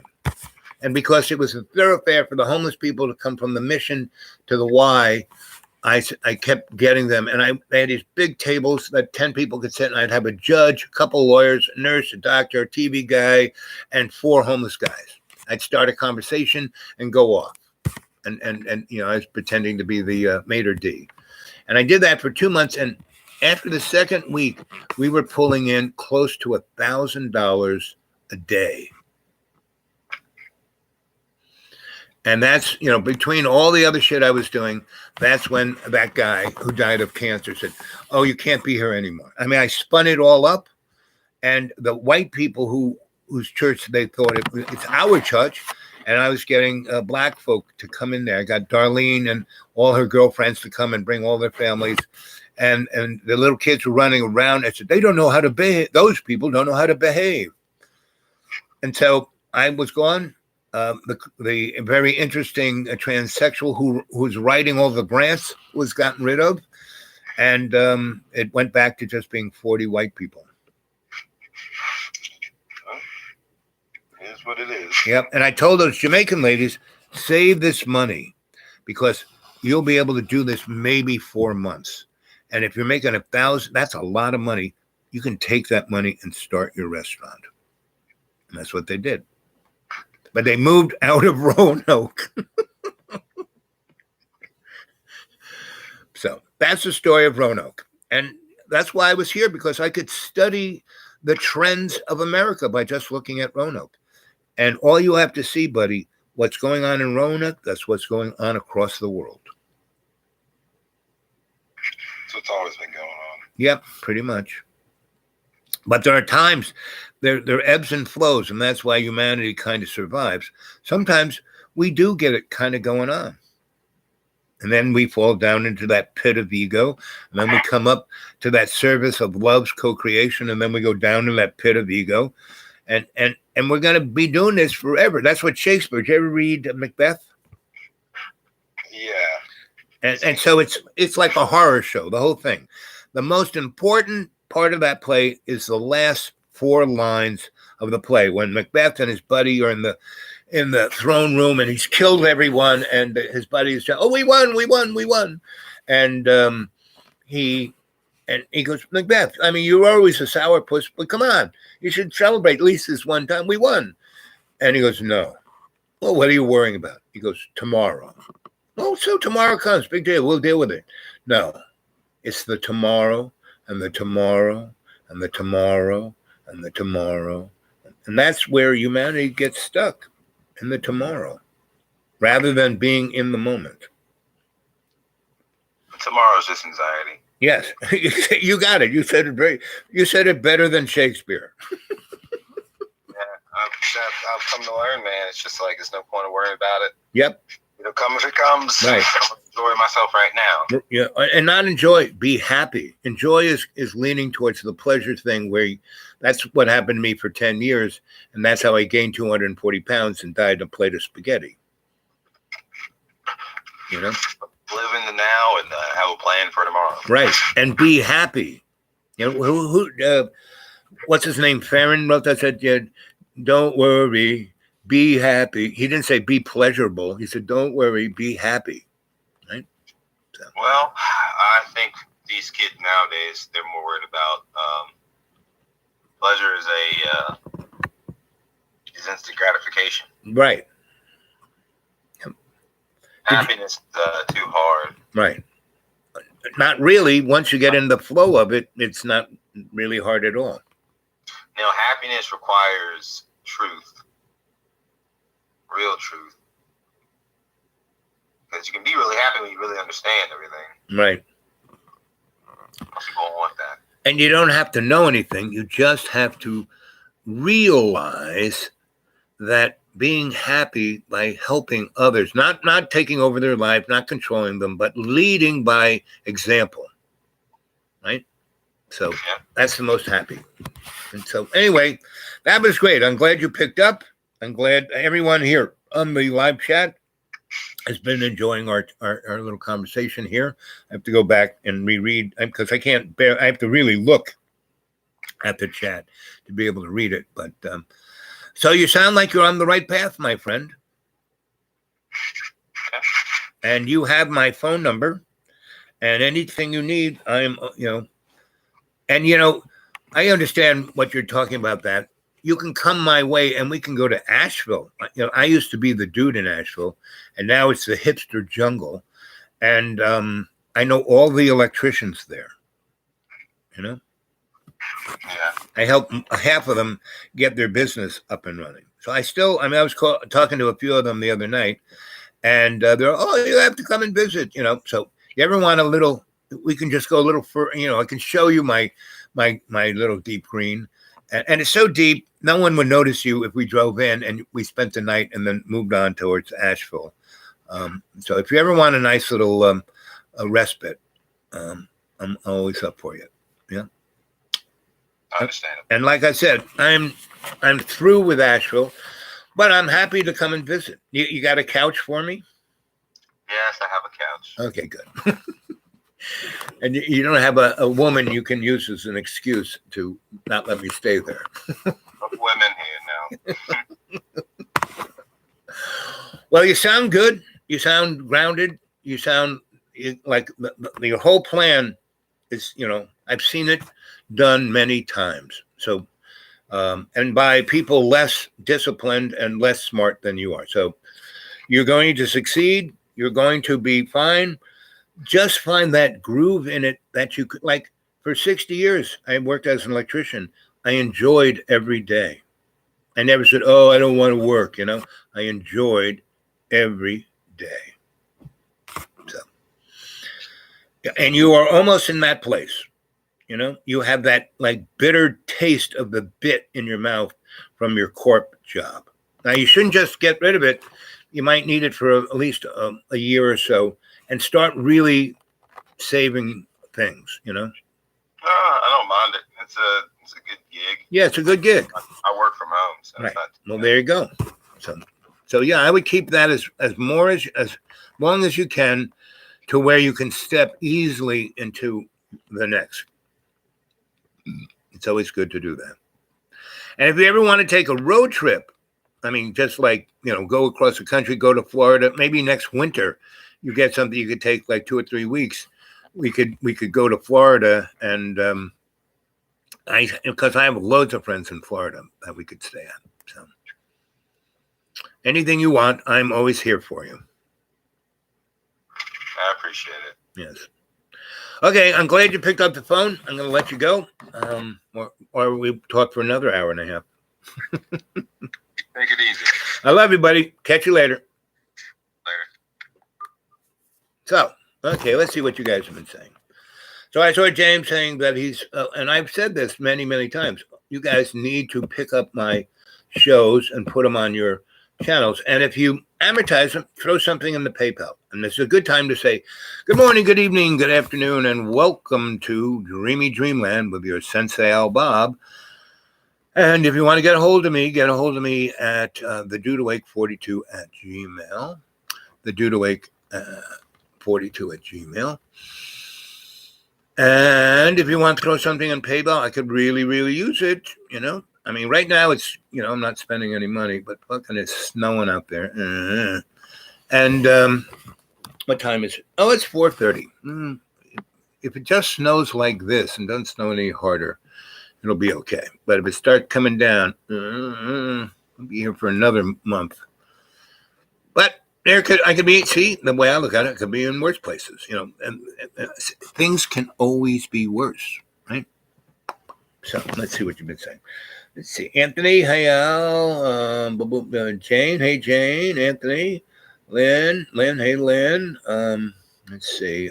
Jamie, I don't know why, but for years now, you've always warmed my heart. No, well, I'm like that little twin flame of love's co-creation. That's me. Yes, I remember that, Jamie. That's bizarre. Fish, Jane. Hey there, Fish. Yeah, well, I guess I hit a raw nerve. It is dangerous showing the mirror, no matter how well intentioned. Well, it all worked out in the end. Heady days, a Buddy, Twitchy, and Dragon. Yeah, and I wish they would show back. I mean, Buddy pops in every now and then. Twitch, she's around, but she, got, involved in other stuff, and she's doing okay. And Dragon, he never got over the fact that I bopped him out without knowing what the fuck I was doing, and he did find, he, came back on a different name, and he too bops in every now and then. So Buddy and Dragon, who, like I said, they're still here. Their Corazon is still here. You never see Buddy, Twitchy, or Dragon. Yeah, but I mean, occasionally they do pop in. They're doing stuff, Dragon's over there in New Zealand dealing with fascism,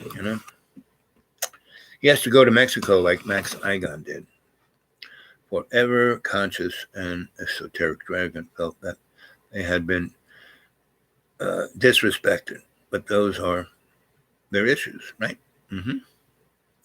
I unconditionally love everyone, and I'm just a cheeky monkey, and I tell stories. So, and I'm not even reading this while I'm going on and on and on and on and on and on and on and on and on and on and on. Ooh, it made me dizzy.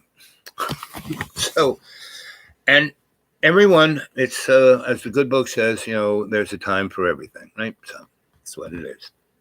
And now I'm Mr. Fix It, right? But I've learned a long time ago that, as my mom would say, you can drag a horse to water, but you can't make them drink. And I am really Mr. Fix It where it comes on to. I work in groups, like getting the flow moving, right? And I mean, you just heard the conversation I had with my one of my. He was like, one of my adepts, when he was younger. I knew this guy since he was a teenager. Now he's, what do you say, 34? How time flies. And now his little brother, I saw him when he was 2, he's 18. It's like forever consciousness. And about yep. Mm-hmm. Let's see. Going back in Al's vids, the master and the master vids are quite incredible. And there are Bitten Off and Sophia, yep. So revealing about tech have had hidden from us.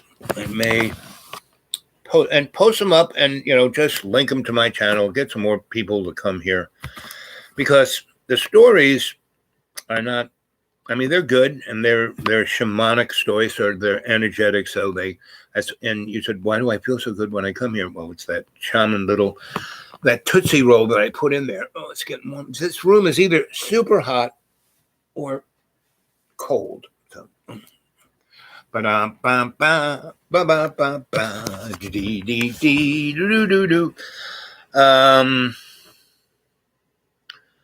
let's see. Actually, Al gave verbal permission years ago to post any his videos we like. Yep, I have, and I'm saying it again to see us all do just that. Yep, because like I said, especially not just put them on put them on your platform, but I really think I've been watching. So I have all these threads that come to me, right, from a zillion years, and all the different things I've done. So people, when I was the itinerant scholar and I, made money looking, I was at this one university and they couldn't find a title for me.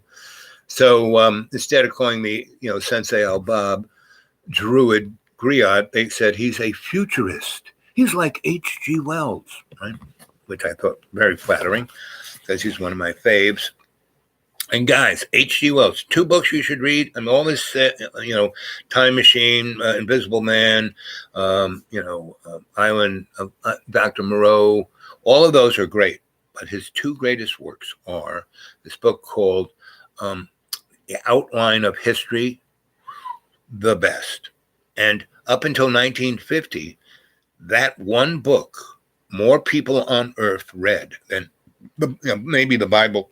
But other than that, and that's what made him really why his name, that book.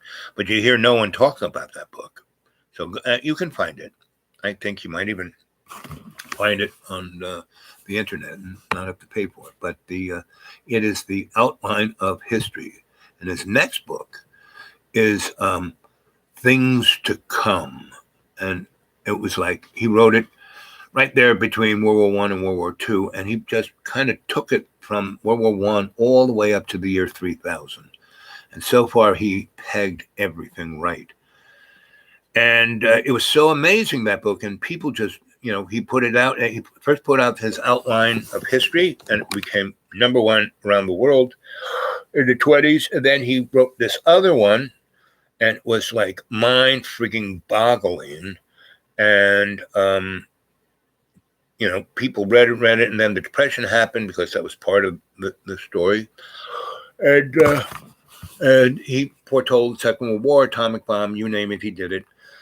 And then they made a movie of it. English movies are quite interesting, especially in the 20s and 30s. So Things to Come. Go look those two things up, and let's see, where is Mr. There he is. Let's see what Google says about these books, right? Do, do, do, do, do. Do, do, do, do, do. Do, do, do, do. Things to Come, H.G. Wells.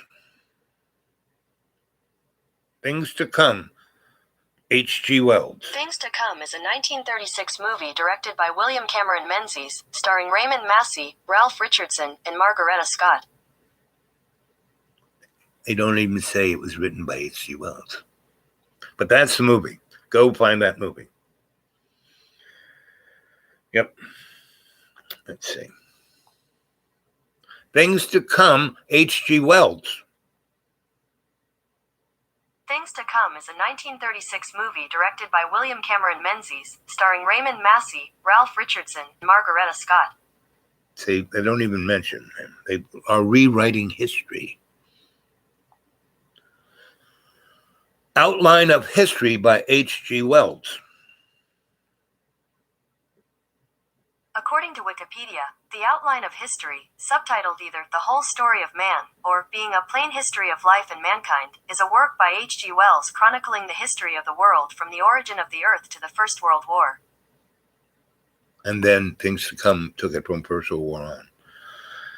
So, those are two amazing books you guys should read. And let's see. And go watch that movie. It'll blow your friggin' mind. Let's see. Then they're Dr. Bittner. Yep. They're about 3+ hours long each. I was deep in the state telling the accounts by the feel of it. Yep. So John is right. This place is dead. Yeah. When I don't understand what you're saying, Anthony, when you say this place is dead. The school here is not dead. This is the most alive place you're ever going to find. It's got jumping Jehoshaphat's coming out of the ground, No, this, and all of Roanoke has that same energy because this a 300-mile circle around my hill here is a paranormal paradise. But all the people who are here are living in hell. I mean, just look at John. If John isn't living in hell, I don't know who is. He's miserable. I want to kill myself. And that's because, the paranormal boundaries are right here. And all you have to do is be well, Wellness. What is wellness? Being at ease with your spirit in love's co-creation. Because if you're not in ease with your love's co-creation, you're going to be diseased. So be more specific, Mr. Anthony, about John. So John is right. This place is dead. So you got what place? The Earth. The solar system. What are you talking about? The bids mentioned are on my list called Groovy. Yes. Okay. Thank you. That's a good place to put stuff like that. But you should also put them on thumb drives or hard drives because this internet goes down like I think it's going to this year. Because the powers that be are so desperate. And so what they're going to have to do is like crash the internet, which will totally, they thought they were going to crash the economy with the COVID, but they didn't. And all it did was the powers that be are so arrogant. And so like Davos, Davos happened. There's a great book called Davos Man. You should go read that book, right? And it really portrays, because all these billionaires and trillionaires are just, they're so, egocentric. Like Jeff Bezos, made $40 billion in the first 4 months of the pandemic, right? And then he, a few months later, he goes up into space in his penis rocket and comes down and he goes, I want to thank, all of the workers at Amazon for paying for my rocket ride, which is straight up. He was so idiosyncratic, he was telling the truth. And that's what people do, it's like truly amazing, right? Now, me, don't believe a word I say, But that book, Davos book. So all these rich folk and all these billionaires you never hear of. You hear of the usual suspects, Billy Micropenis and Anthony Foreskin and Moron Musk and Living Dead Facebook Boy and the Satanist G gang, all of that, the usual suspects.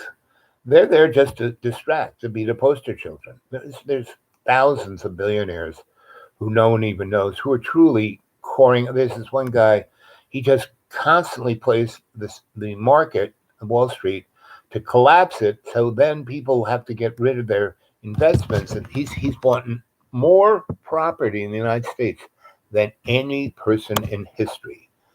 And he takes them, he flips them, he rents them, and he's turning America from a country that the people had, assets, liquid assets in their property, to people who have to barely just pay their rent. So there are some super videos there, not least about Avatar Maya Baba. Yep. I still am a fan of Maya Baba. All of those great teachers. I told you I had this girlfriend. I was 19, she was 88, and she had this amazing rent-controlled apartment down in the West Village, right between McDougal and 6th Avenue, and it was like Hobbit land. There was this one little street between the McDonald's here, the basketball court here, the movie theater over there, right on 6th Avenue, like near where I always forget the name of that street. It's like near between 8th and 10th, and it cuts sideways from 10th all the way down to 2nd Avenue, right? And it's like with the avenue of the West Village. It's like when they had the Halloween, Mardi Gras. That was the street they went down. But anyway, there was this little alley you went in, and off the little alley there were these doors. It was like the 9 doors, the esoteric 9 doors, and they were in these brick walls, and you went through that, and on the other side there was a beautiful little, I don't even want, like a garden. Each of those doors had a garden, and off that garden there are about 6 apartments, doors to apartments, right? And so that kind of garden was there because they built these. It was like inside the block, and they basically, had no light, and so they made these gardens. So at least those apartments had windows on one side facing into that garden. So it was amazingly beautiful. And each of those doors, the apartments, if they were just on the ground floor, it would be, apartment like twice the size of this room. So they had a staircase going up the back of each wall to another floor. So each apartment had 3 floors, right? And so they were really grooved, and a roof garden on top that really got sun. And so they all had that. And so you went down this little alley, and there were 9 of these doors on each side, each having 6. So let's say 10. So there are about 60 apartments. And instead of building a big, tall apartment building with elevators and all that, this stuff was built in the 20s. And they were amazing. So Halley's Comet, she was born on the year Halley Comet was discovered. She was English. Her daddy was a astronomer for the Queen, and they sent him off to India because they built a big telescope there on a mountain where there was no industry, no people, no light. And so it was one of those great instruments of the 20s, or whenever, the early 20th century, the late 19th century, whatever it was. And she was born there.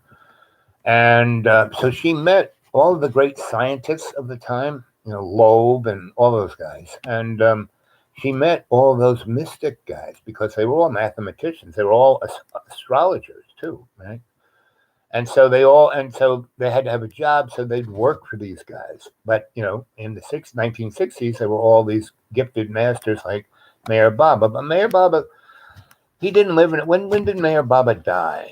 Because I met a lot of his novitiates. Guys who studied under him, but I never met him per se. So I don't know whether he left or didn't. And the guy who wrote the book, autobiography of a yogi, that guy and his students I met, they came, and they all came to see when he came. And any of those guys came to New York, they stayed with Hallie. So I was living with her. So I had all these amazing, gifted masters. We'd be sitting on the floor on pillows, and they'd be hovering off the pillow by that much. So there's some super videos. Let's see. And I'd love it if any of you guys. I mean, I need a crew to take my stuff and put it in a form that then sends it off to Jeff Bezos and convince him to give us our own channel, and everyone can not have to worry about money, and we can, groove the rest of the world into a better place of ease. And all of those, globalists or the globalonis, they can rule the world. Who cares? It's an illusion anyway. But they just have to do it so not half the spirits suffer for eternity, And so, I mean, that's not a very good business plan, Jane, are the truckers dead-headed or loaded? Yes, I heard about that. Um, and so, it's obvious that the general population is not going along for this. So the next thing these guys are going to do is crash the internet, so the economy goes dead. Talking about it's dead, and they're going to try and have the third world war in the Ukraine.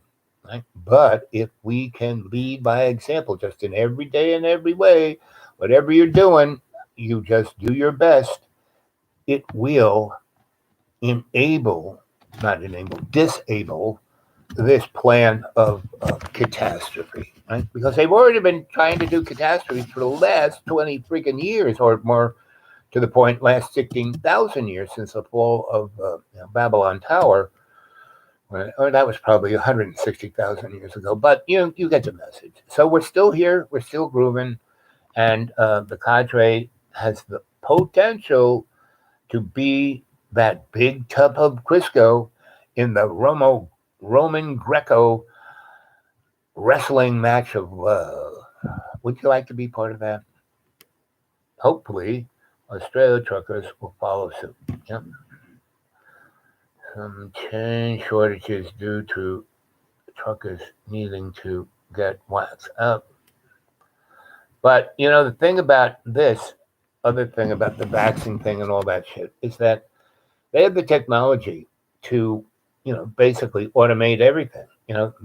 They have not a problem with that. And one of the reasons why they want to crash the internet, because the bones are too old. The bandwidth, no matter what on end to end there is, the bones aren't good enough. So that's why Mr. Musk, more on Musk, he's putting up those 50,000 satellites. So when all of the fiber and everything, the wire, the copper, and the jury-rigged internet that we have today, the only good thing about it is it's indestructible, and there is no singular place that they control it. And so that's why they got 10 people to be the Silicon Valley, put up platforms that most people reside on.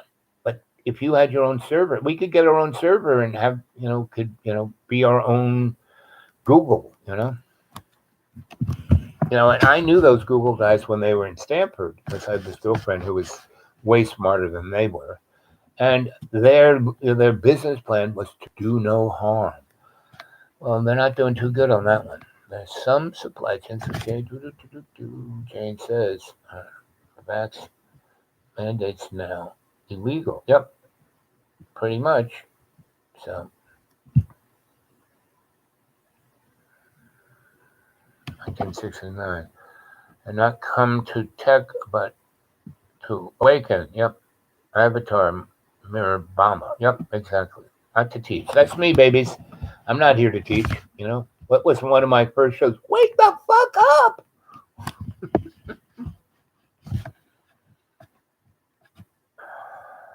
Needing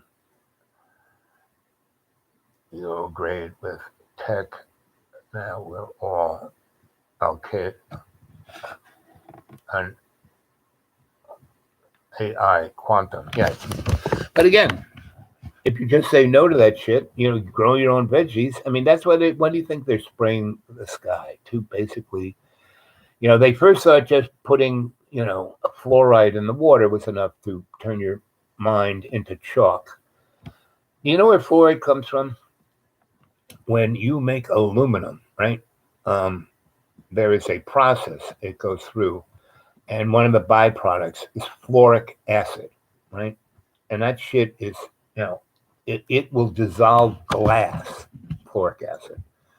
And so they add a few ions of iron, and it makes it fluoride. And so they had billions of tons of this shit. What are we going to do? We can't do anything. We can't make Dixie cups out of it. We can't do anything. And someone said, we can put it in water, dilute it. Everyone's drinking water. All these billions of people, we just put it in all the water. We put it on low enough dose so they don't die. This is as nasty as mercury.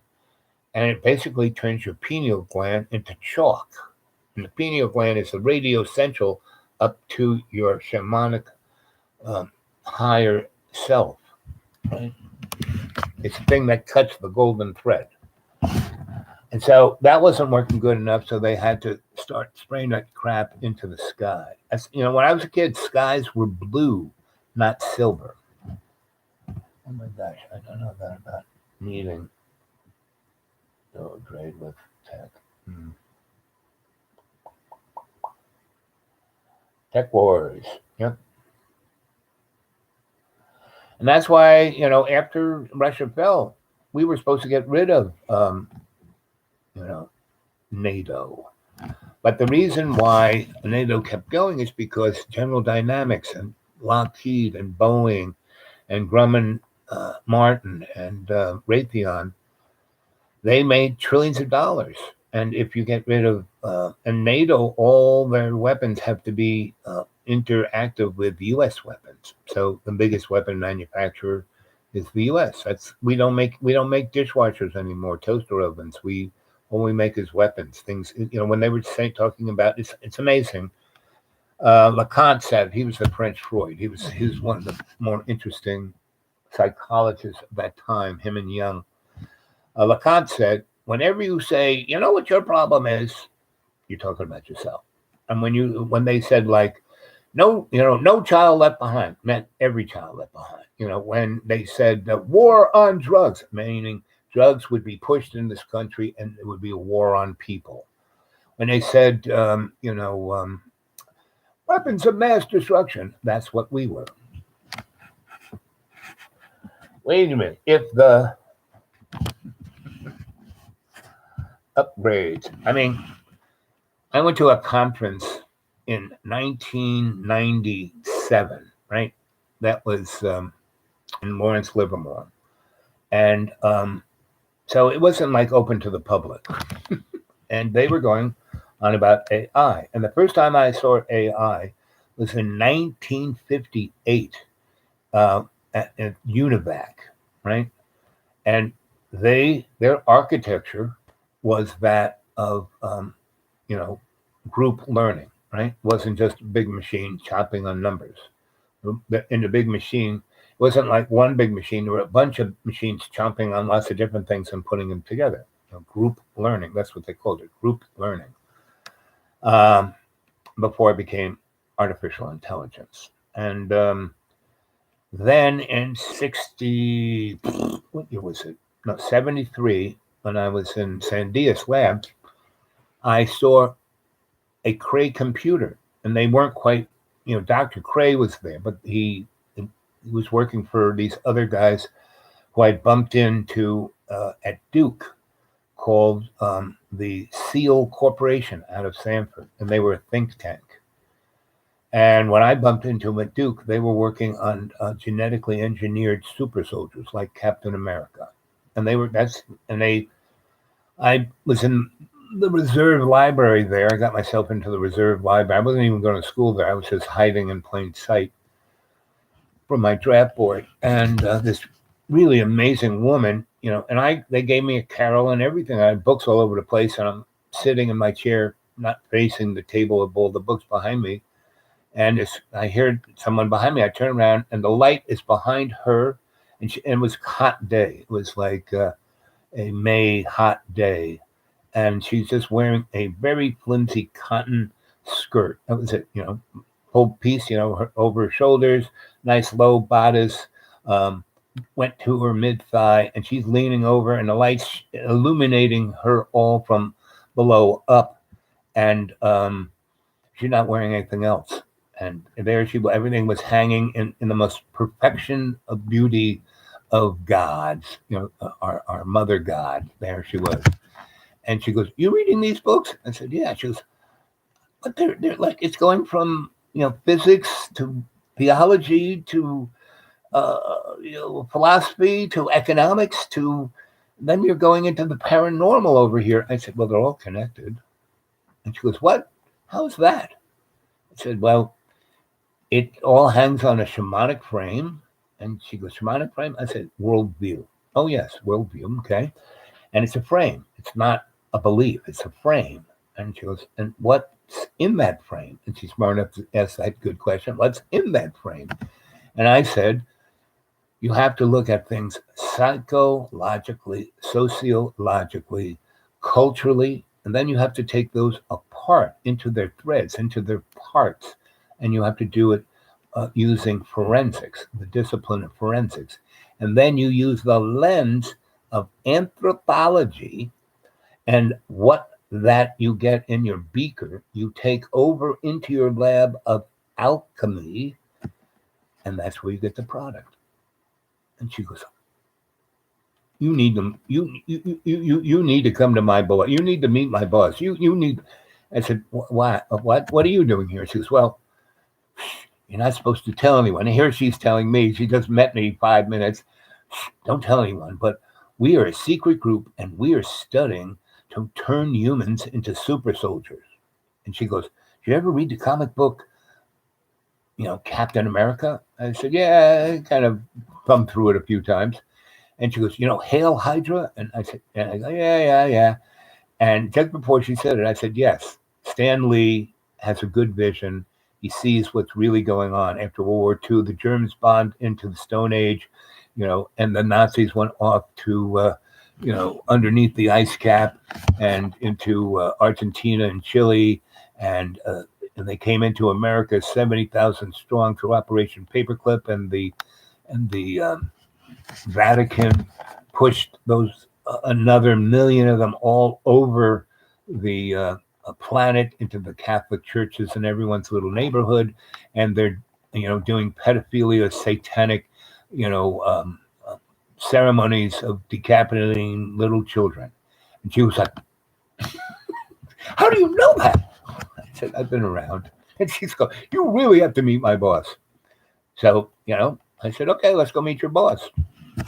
So we went over to this what was known as the Research Triangle, that then became this big gigantic thing that's much more groovier than the Silicon Valley, and it was a private corporation, the SEAL Corporation, and this guy was like Dr. Bidenoff's brother, and he's a straight up Nazi, right? And all the people who were the real super duper scientists there, straight up Nazis, came from this. There was this, we have a thing called DARPA, Defense Advanced Research Programs, right?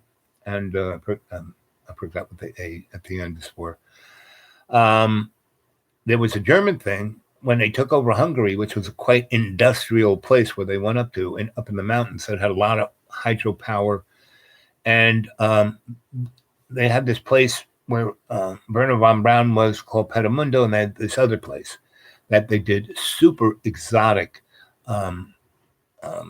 research. And if you ever saw the first Hellboy movie, it describes it quite well, because it was all satanic, esoteric. There was the Thule Society and the Vul Society, and these guys had been talking to people in other dimensions for 1,000 years. They were all the priests that kept the real, the morons who were in Egypt.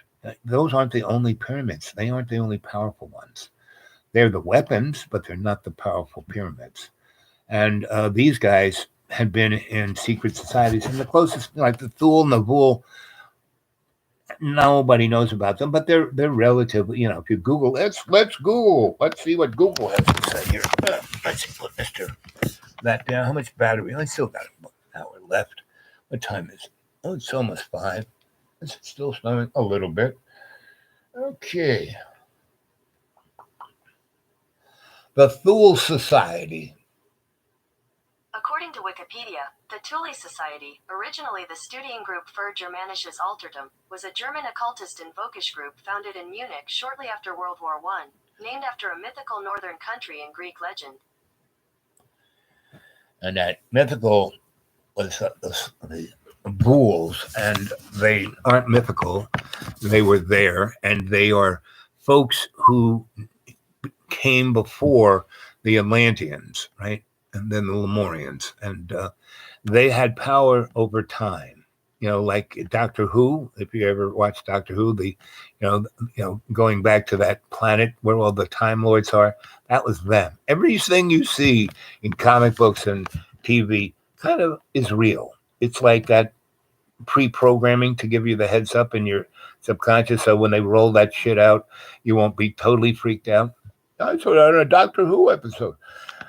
Or look at Star Trek. That guy, he worked at the Rad Lab, the guy who produced it, and the freaking communicator. If that's not a flip phone, I have no idea. And the replicator, that's like the microwave oven, but better, and so, because, all matter is just incorporated energy. So if you have a device that can scramble the molecular force of energy, you can turn it into anything, right? And that's kind of what a 3D printer does, but on a very crass level.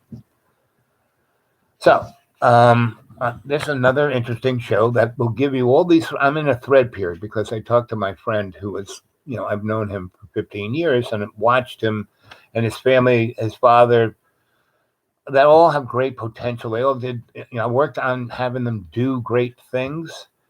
And I was just there as the big can of Crisco. And that was, enough ease to make things happen. They always wanted me to do that. And they wanted to just take all the credit.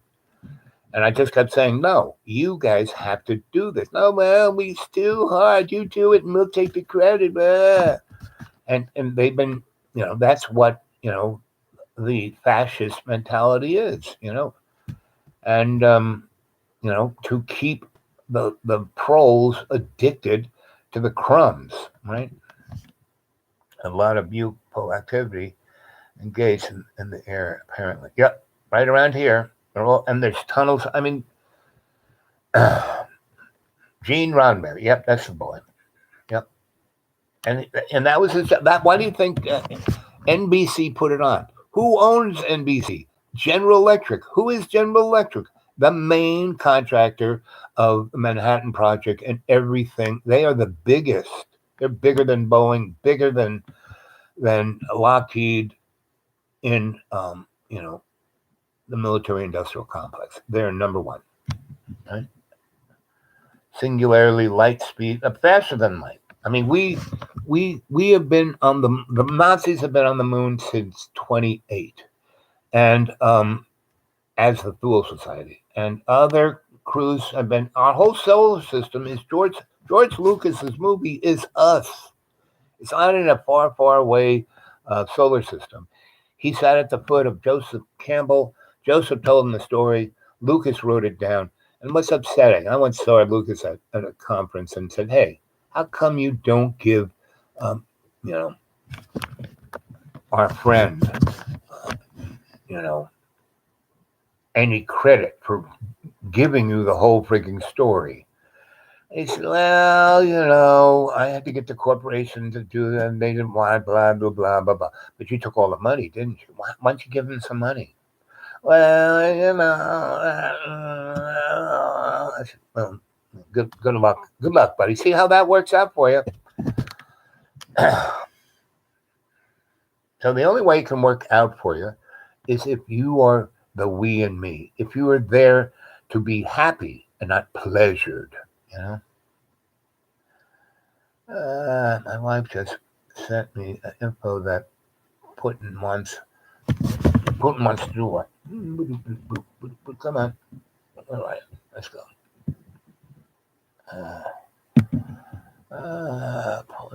Putin wants to shut down deep state portals. But, the thing of whenever you hear stuff like this, Putin is part of the deep state, gang. The deep state is a transnational, globaloni society. Russia's part.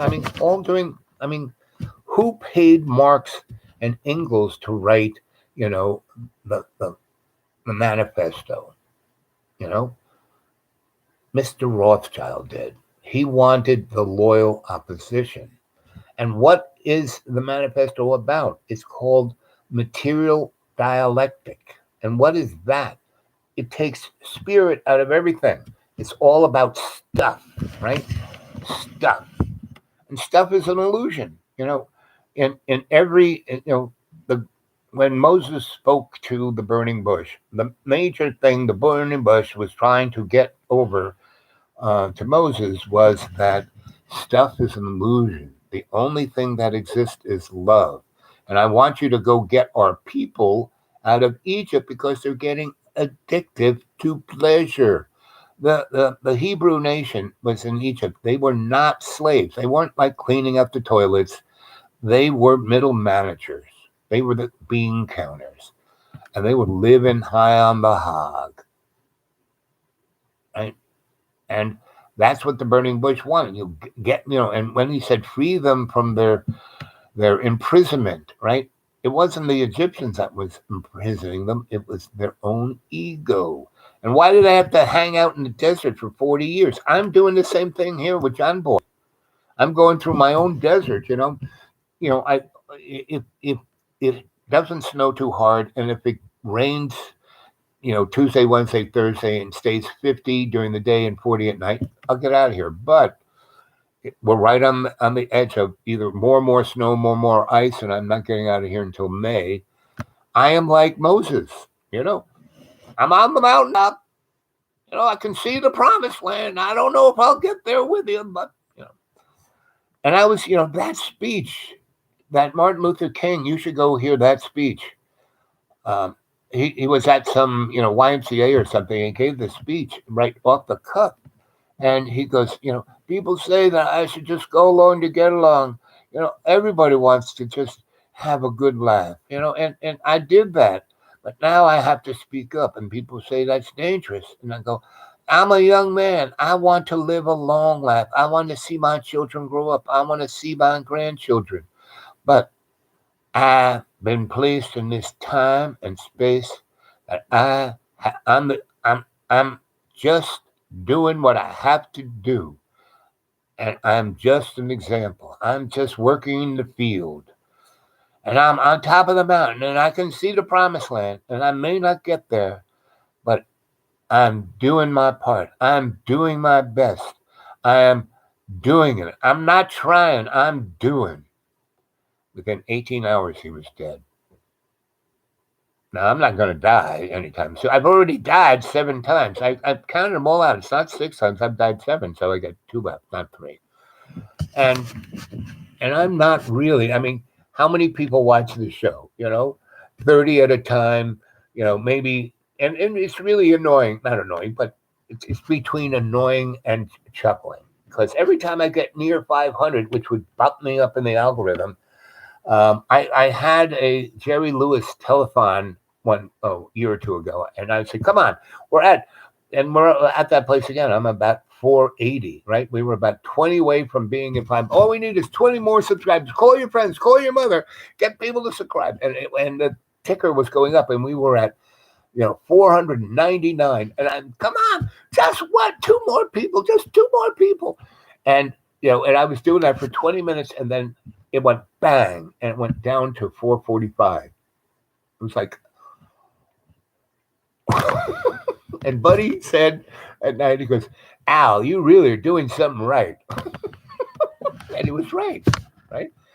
And So every time I do a show like this, if I go more than 3 hours, there'll be over 110 people who have watched, who have viewed, right? And there's like maybe 30 people who are on the chat at some point, right? And there'll be 3 hours, and it'll say 36 hours.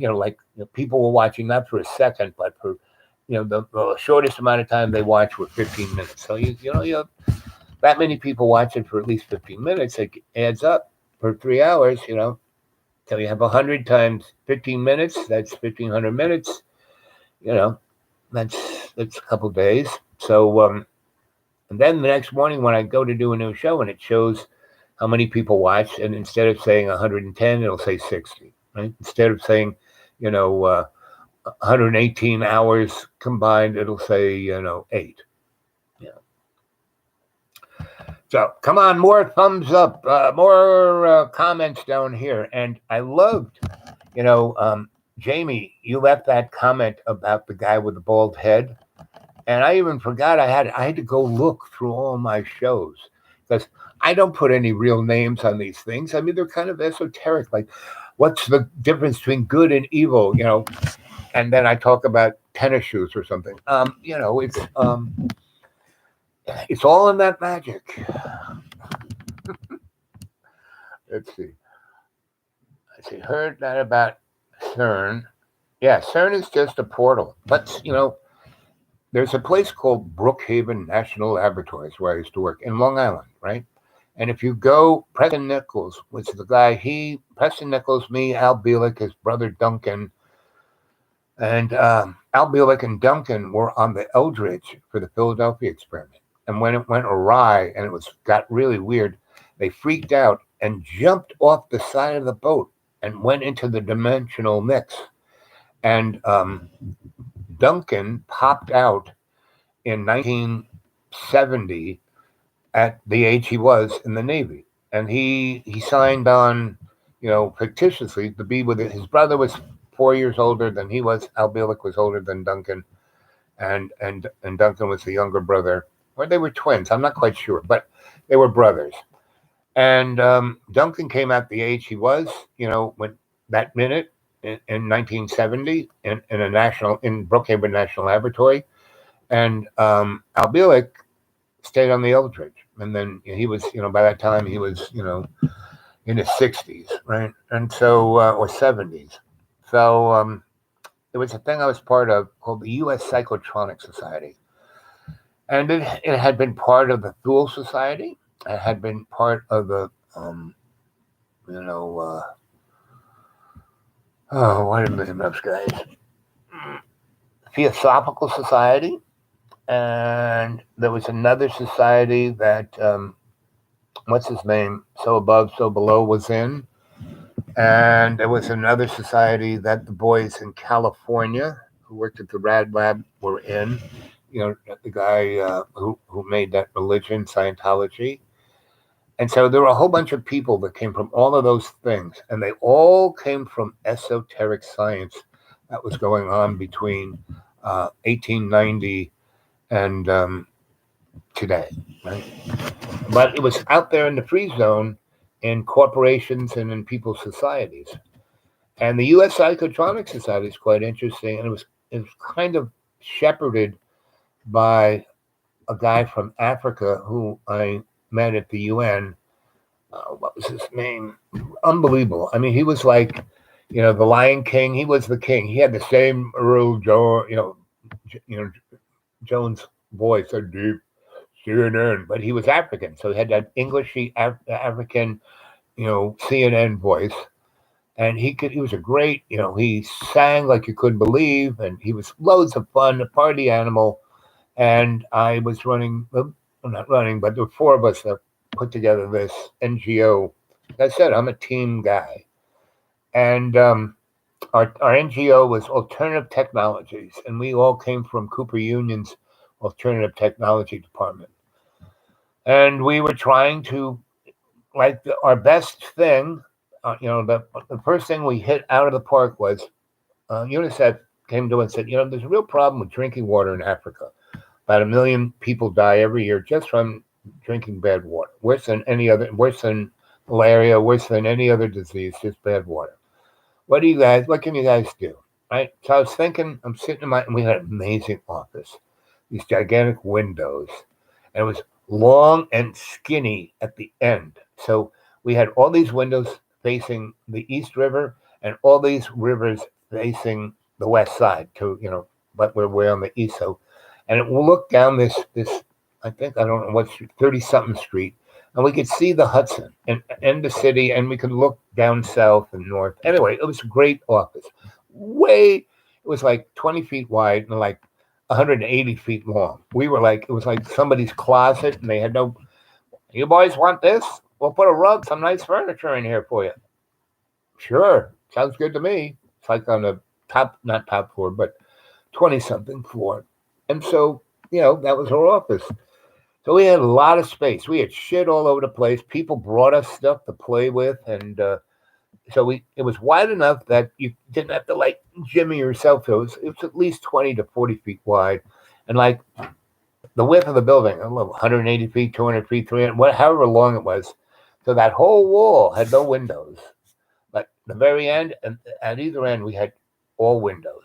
From floor to ceiling, all windows. So it was quite interesting. So we made sensory deprivation tanks. If you ever seen the movie or the TV show Fringe, and this guy was a Harvard scientist, and and they did all this fringe shit, and that's what we did, but not because we couldn't do volatile shit, stuff that would blow up, and we couldn't be CERN on the 24th floor of the UN. But there were guys who went off to CERN that came through that office. And that's kind of so there were four of us, and we were doing that. But anything that kind of tasted technological or development, that wasn't my computers. That was somebody else's gig. And it was like fringe shit, stuff that people, I don't know about that. Go talk to those guys on the 24th floor. And so we had to and that's why, what was it? His name was not Charles, but started with a C. It'll pop into my mind. He started this thing called U.S. Psychotronic Society. So we could do volatile stuff. So he knew people in DARPA, and not just DARPA. He knew people MI6. He knew people in the Russian version of DARPA. He knew people in Japanese research parlays and Chinese parlays, and other countries like the Nazi boys down in Chile and Argentina. So we would have guys who would come and lecture, and and or give us stuff to fool around with. These guys once came in, and they were like Men in Black, straight up Men in Black, black suits, black sunglasses, like wintry night, 9 p.m. And our laboratory wasn't the UN. This is even weirder. Our laboratory was in a really super duper high end condo across the street from Lincoln Center. Right? Good place to put places where we're fooling around with things like they fool around with shit and CERN. And this one group of guys and we had this big condo, big, had a lot of bedrooms, and we didn't stay there. We did stay there. We had the living room was our party room, right? And we had all kinds of couches and all kinds of things to sleep on and eat on. Big, and the living room, the kitchen was part of the living room. It was like open space, kind of space. But there were about 10 bedrooms, each having their own bathroom. So they had their own plumbing. So when we had things that we needed water and drains, we had them. And people kept bringing us shit. I don't know what this thing is. It was straight out of Indiana Jones, the first movie, when the suits show up, and so what is this thing? The Ark of the Covenant, and they had no idea what it was. And the rest of the movie is about Indy getting and taking away from the Nazis, and then once he delivers it back to the suits, and he's in an office in D.C., and there the suits are, and there's Indy and his boss. And Indy's all upset, and you said, and Indy said, but you said that we could research this once we brought it back, and the guy said, well, we have the The experts are researching it. Doctor, you're just a you're just a historian. What? I said, but you came to me. I got it. I knew what it was. I know everything about it. My life's work. And then he hands a check to his boss, and his boss is like complaining too, but more in a institutional way. And he gets the check, and you see the boss's face like this, and his boss puts his hand on Indy's um, arm and says, "Indy, wait, look at this." And Indy just takes the check and rolls it up on a ball, throws it on the floor. No, he's still going on. And the boss goes up, no, Indy. He picks it up and then holds it in front of Indy's face. And Indy goes, well, and the guy goes, listen, Dr. Jones, you've proven yourself to be a great American, and we will call upon you again. And when we need you to look at this thing, we will call on you.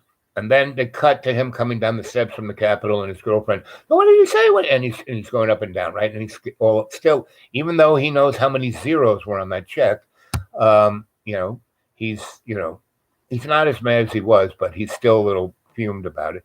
Then they cut where they're sticking the Art Covenant into a wooden box. This old guy is like spray painting a number that has as many zeros as that check, and knocks the thing and puts it on a trolley. And he starts pushing it into a warehouse, and the camera dollies back into a big, crane 2-shot, and the warehouse goes on forever, and there are all these wooden boxes with numbers, meaning that's the kind of shit that got stored away. And they're just sticking the Ark of the Covenant out, with a big number on it, and it's like me trying to find shit in this room, right?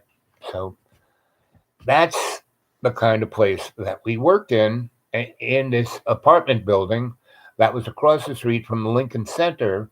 And the lady who was our handler, her name was not Annie Oakley, but Calamity Jane, or Jane Oakley or something. But she always wore buckskin, right?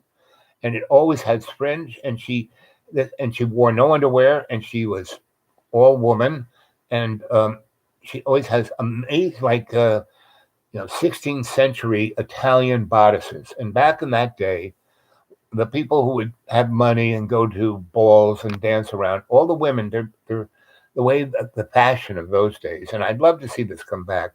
The dresses went down and exposed the woman's areolas, and go across in the other, or not the whole breast, but everything above the areola was exposed, the shoulders, everything, and everything below was, kind of hidden just for modesty reasons, right?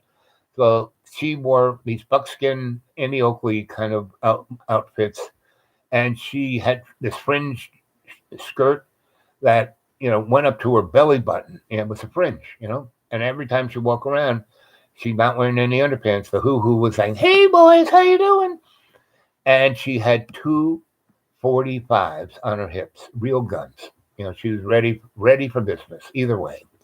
And she was our boss, she didn't tell us what to do, but she was our handler. That's what she was. And these guys had never had a girlfriend, or even guys like Preston Nichols. I mean, all of these guys, they were what you would call geeks. So they were geeks. No, they were nerds, and I was somewhere between a geek and the dude. And you know what a geek is?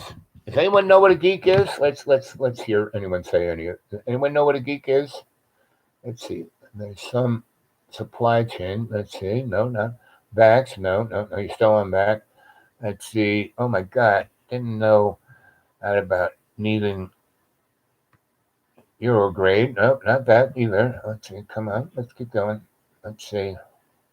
Let's get this little guy over here.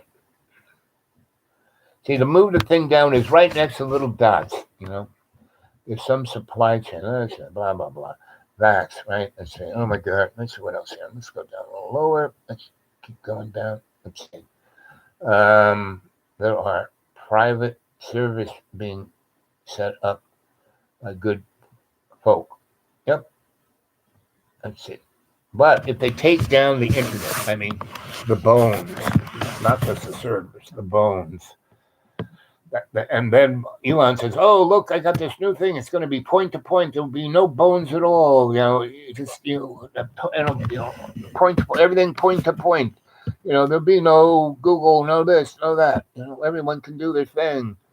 I've heard that before. So apparently, CERN opened no. The hole that was initially, that's the worst hole, is and again, that is, CERN is doing something totally different. The Eldridge experiment, the Philadelphia experiment, is the one that put the crack in time, right? And things are coming through that shouldn't come through. And that was back in the 30s, right? And all those scientists went, why do they have a thing?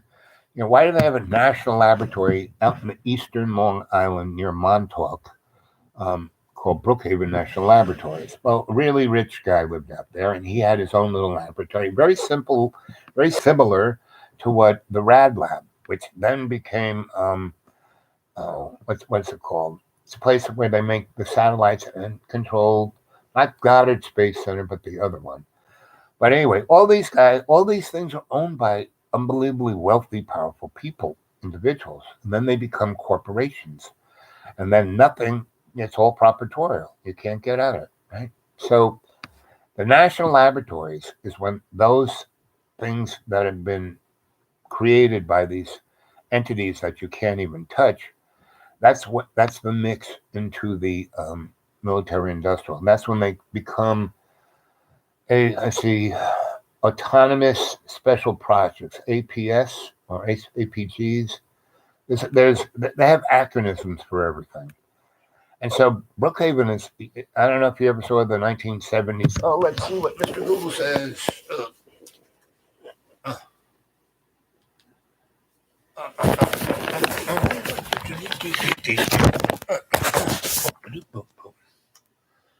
Come on, Mr. Google. No, come on.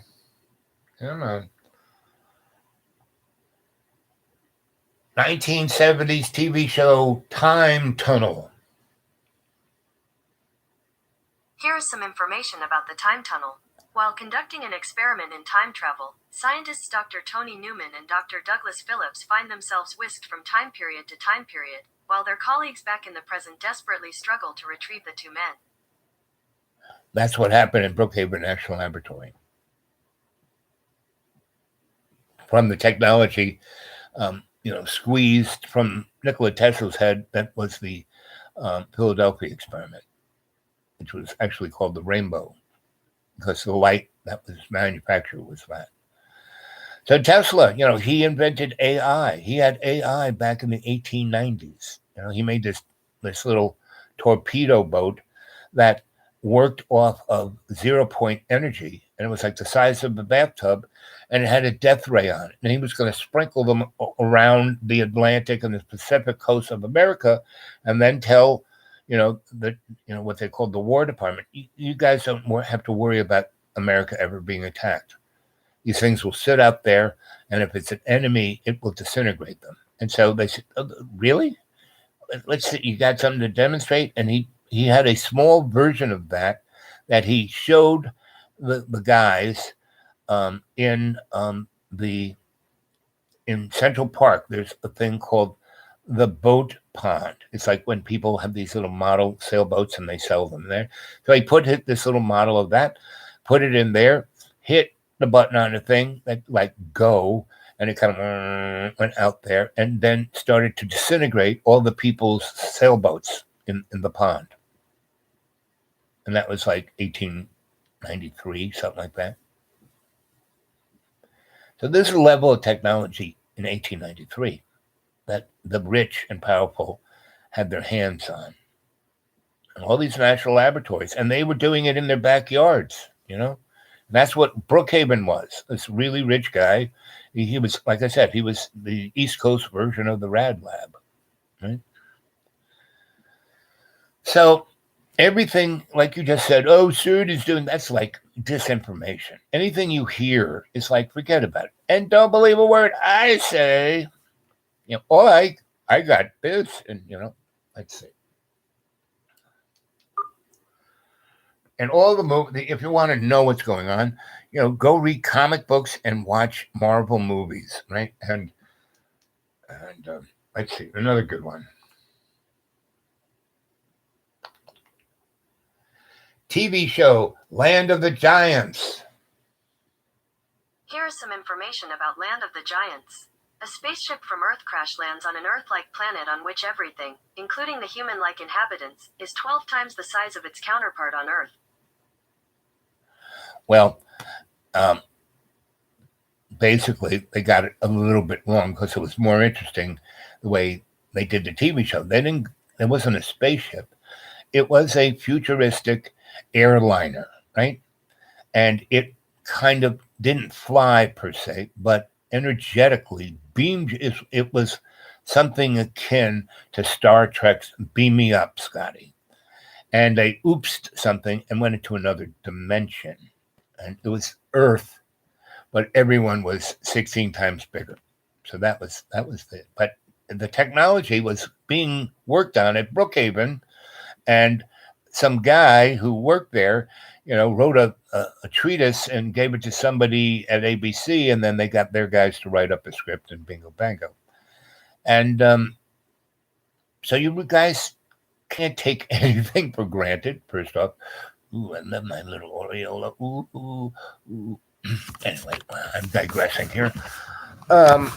So let's see, almost 3 hours. I'm going to go all the way, the full Monty. Oh, I don't know.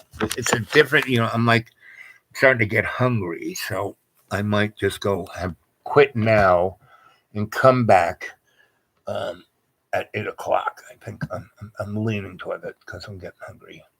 Let's see.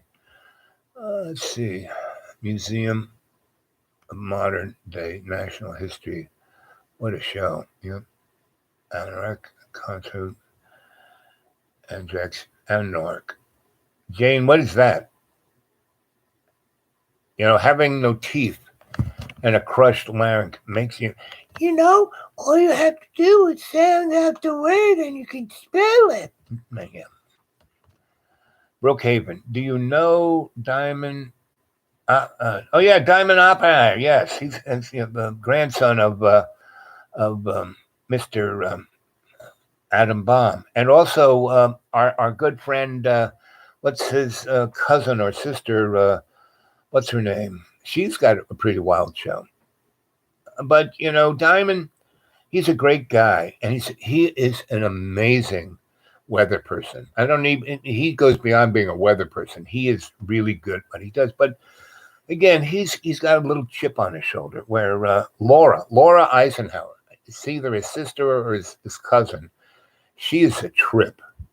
She is so out there, so herself. She's not riding on any. She's a good example of egoless ego.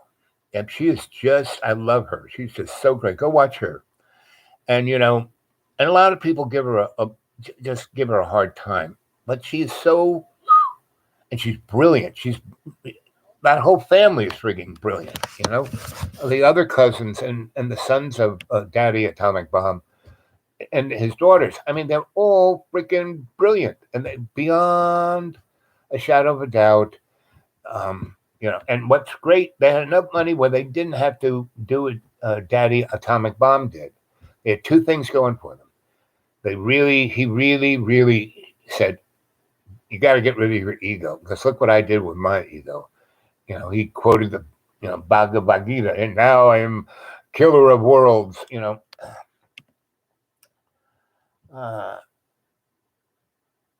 Diamond's connection with Brookhaven. Well, I don't like speaking for other people. I tell stories, and if I was there, like when I talk about, the boys in Psychotronic Society, I can talk about it because they were there, I was there, and it's documenting it and all the rest, and it's like in public.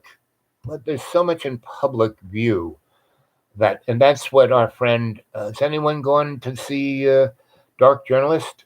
It's Friday night. He has his best shows on Friday night, and he does it a little later than I do. So he has this thing called ethnography. Let's see if I can I'm not pronouncing it right, but let's see what Google says.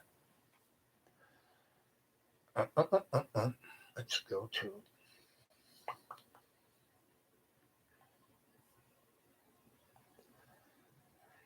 ethnography. Ethnography.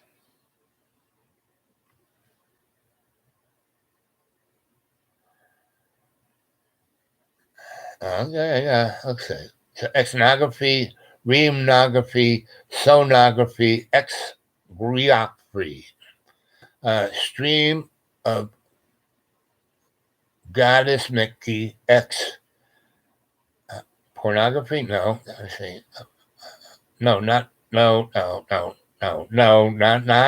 it's not pornography. Sorry. X views, accounting. No. Google just can't get its mind out of the gutter. It said it right there. Oh, Google can't get its mind out of the gutter. And it says, I'm sorry. Google, don't you know saying you're sorry isn't good? I'm sorry. Okay.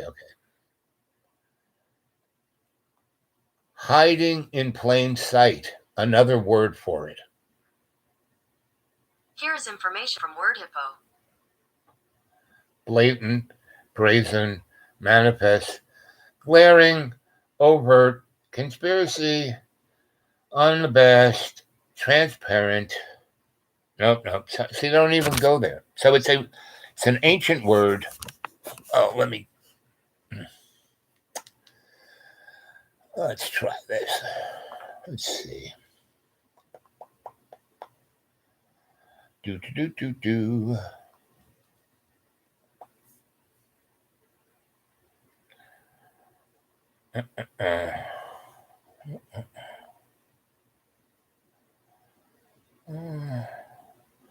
You know, the person, Dorothy Kilgallen, she was murdered because she had all the goods on who killed Kennedy.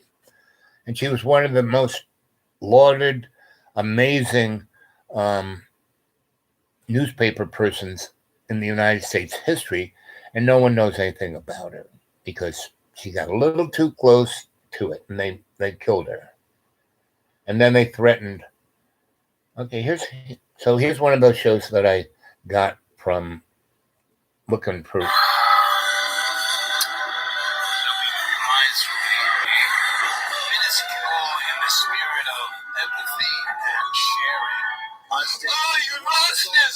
It's all your fault. I came back and it was not like how I wanted it. Alabama.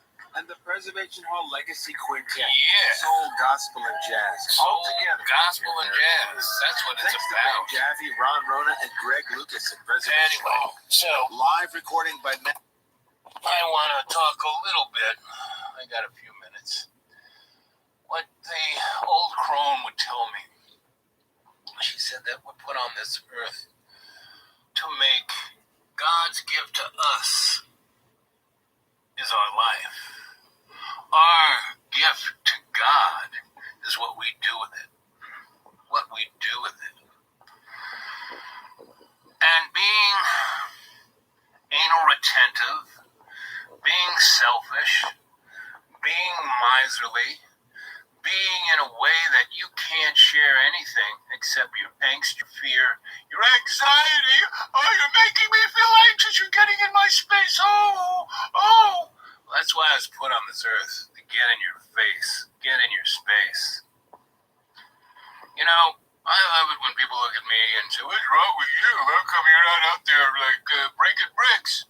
Well, I'm 70 years old, and I got no bones in my legs, and I'm in constant pain all the time. But you don't hear me, oh, look at me, oh, it's so terrible, oh, I'm living on $300 a month, oh. Hey, it's all good. I'm out in the woods. It's the most beautiful place. People walk into my little shelter, and they got it worse than I do. So I share everything I got with them. I listen to their story. I listen to their woes, and it just amazes me how they are where they are because they reached out the soldiers I met, they reached out to do service to their country. And when they got blown up and physically and mentally, destroyed, they were thrown away. Thousands of people who came and emigrated here, who after 9/11, we needed their skills. They joined the Army, and now, because of the incompetency of our present administration, not like it's any different than any other administration, they say, well, it's a lot easier just to, so they helped us, so they served us, so they, sacrificed for us. We'll just deport them back to their death country. To say to a woman who has little children that, oh, hey, you're from El Salvador, you're from Honduras, you're from all those drug places that we started with the Iran-Contra wars, all those bad gangs, the CIA started, just like the Taliban was started by the CIA, the Mujahideen, So come on, kids. We have to take it to the street in a loving way, not in a, let's burn it down, let's beat up no, the police are our brothers and sisters. If we cannot get them on our side, it's not going to be good. The guys who are, Hillary calls a basket of deplorables, no, they are our brothers and sisters. We have to bring them on our side. We have to be on their side. There is no other. We are all brothers and sisters. And with that, that's my 4th of July thing. I've been, it's been tough. My phone won't even let me do this. It was a miracle. My phone will let me even videotape this. Then I'll try and figure out, the 2 places I can upload things to the internet is IHOP in my library that's about 40 miles from here. And the librarian didn't even know that you could do that. So, anyway. I love you, my adept family. Get back to me. Let's take this on the road. Come visit me here in the woods. If you are near Johnson City, Tennessee, if you are near Bristol, Tennessee, Virginia, if you are near, I'm in between those 2 places, right in the most beautiful, amazing national forest you ever want to see. And it's not a dying forest. Like the way the school is, all of Roanoke, all of that is dying. Chemicals, the vibe, everything. Look at my eyes, guys. So that's why I left. I couldn't do any more. See this one? I'd love to come to your town and stir it up with you. This one right there. That's my time traveling cultural eyeball. Provocateur. I'd love to start a party. Bring the band to your town. Come on. Get a hold of me at my Gmail, the dude awake 42 at Gmail, Go look at my writings at xrated.com. No, excuse me, xratted.blogspot.com. I want to turn that into a publishing site, not with my stuff, but with your stuff. My stuff is just an example. Man, I'll keep going with it. So what I got loads of time to do is to write. So I've been writing. So this video is from 2 4th of Julys ago. And so there were other great ones. So there are a lot of, and I was telling you, go take a look at I got more than 1,500 shows. So I do through all those the other day to find the bald guy screaming at me. Right? Sad about Dr. Farrell. Did he die? Oh, Joseph died. He was so much fun. That guy was off the hook. I think I'm off the hook. And he, I was an itinerant scholar. He was a super real deal. You know how he put himself through school? He was a card shark in Las Vegas. I mean, he had, you think I had a lot of lives? He had a ton of them. And he never bent. I mean, I'm a willow tree. The strongest tree in the forest is the willow tree. After getting killed by a nun in first grade and then killed again by a Franciscan priest in the seminary, I learned two things. Three things. Never to go at somebody, straight on. You can't fight City Hall straight on. You go around them, go up over them. You can do a lot of things. You can't go straight on. Oh, guess I'm talking too much because it's starting to interfere with the show. Please wait while we try to reconnect. Let's see. Okay. So I'm going to come back. I'm hungry, so I'm going to go get dinner, and the internet is being fugazi. Okay, we're moving now. Okay, it's catching up. So I'm going to say goodbye, and I will continue with this storyline. This is just the beginning, and I'll go look at dark journalism, and it's ethnography, and it's a Greek word, and I'm totally destroying it. I'm not pronouncing it. Google couldn't understand what I was saying, but Google is stupid sometimes. I don't even know what I'm talking about. Like when I said ethnography, it showed me Google's pornography, meaning it said Google's pornography. And then it said, oops, I'm sorry.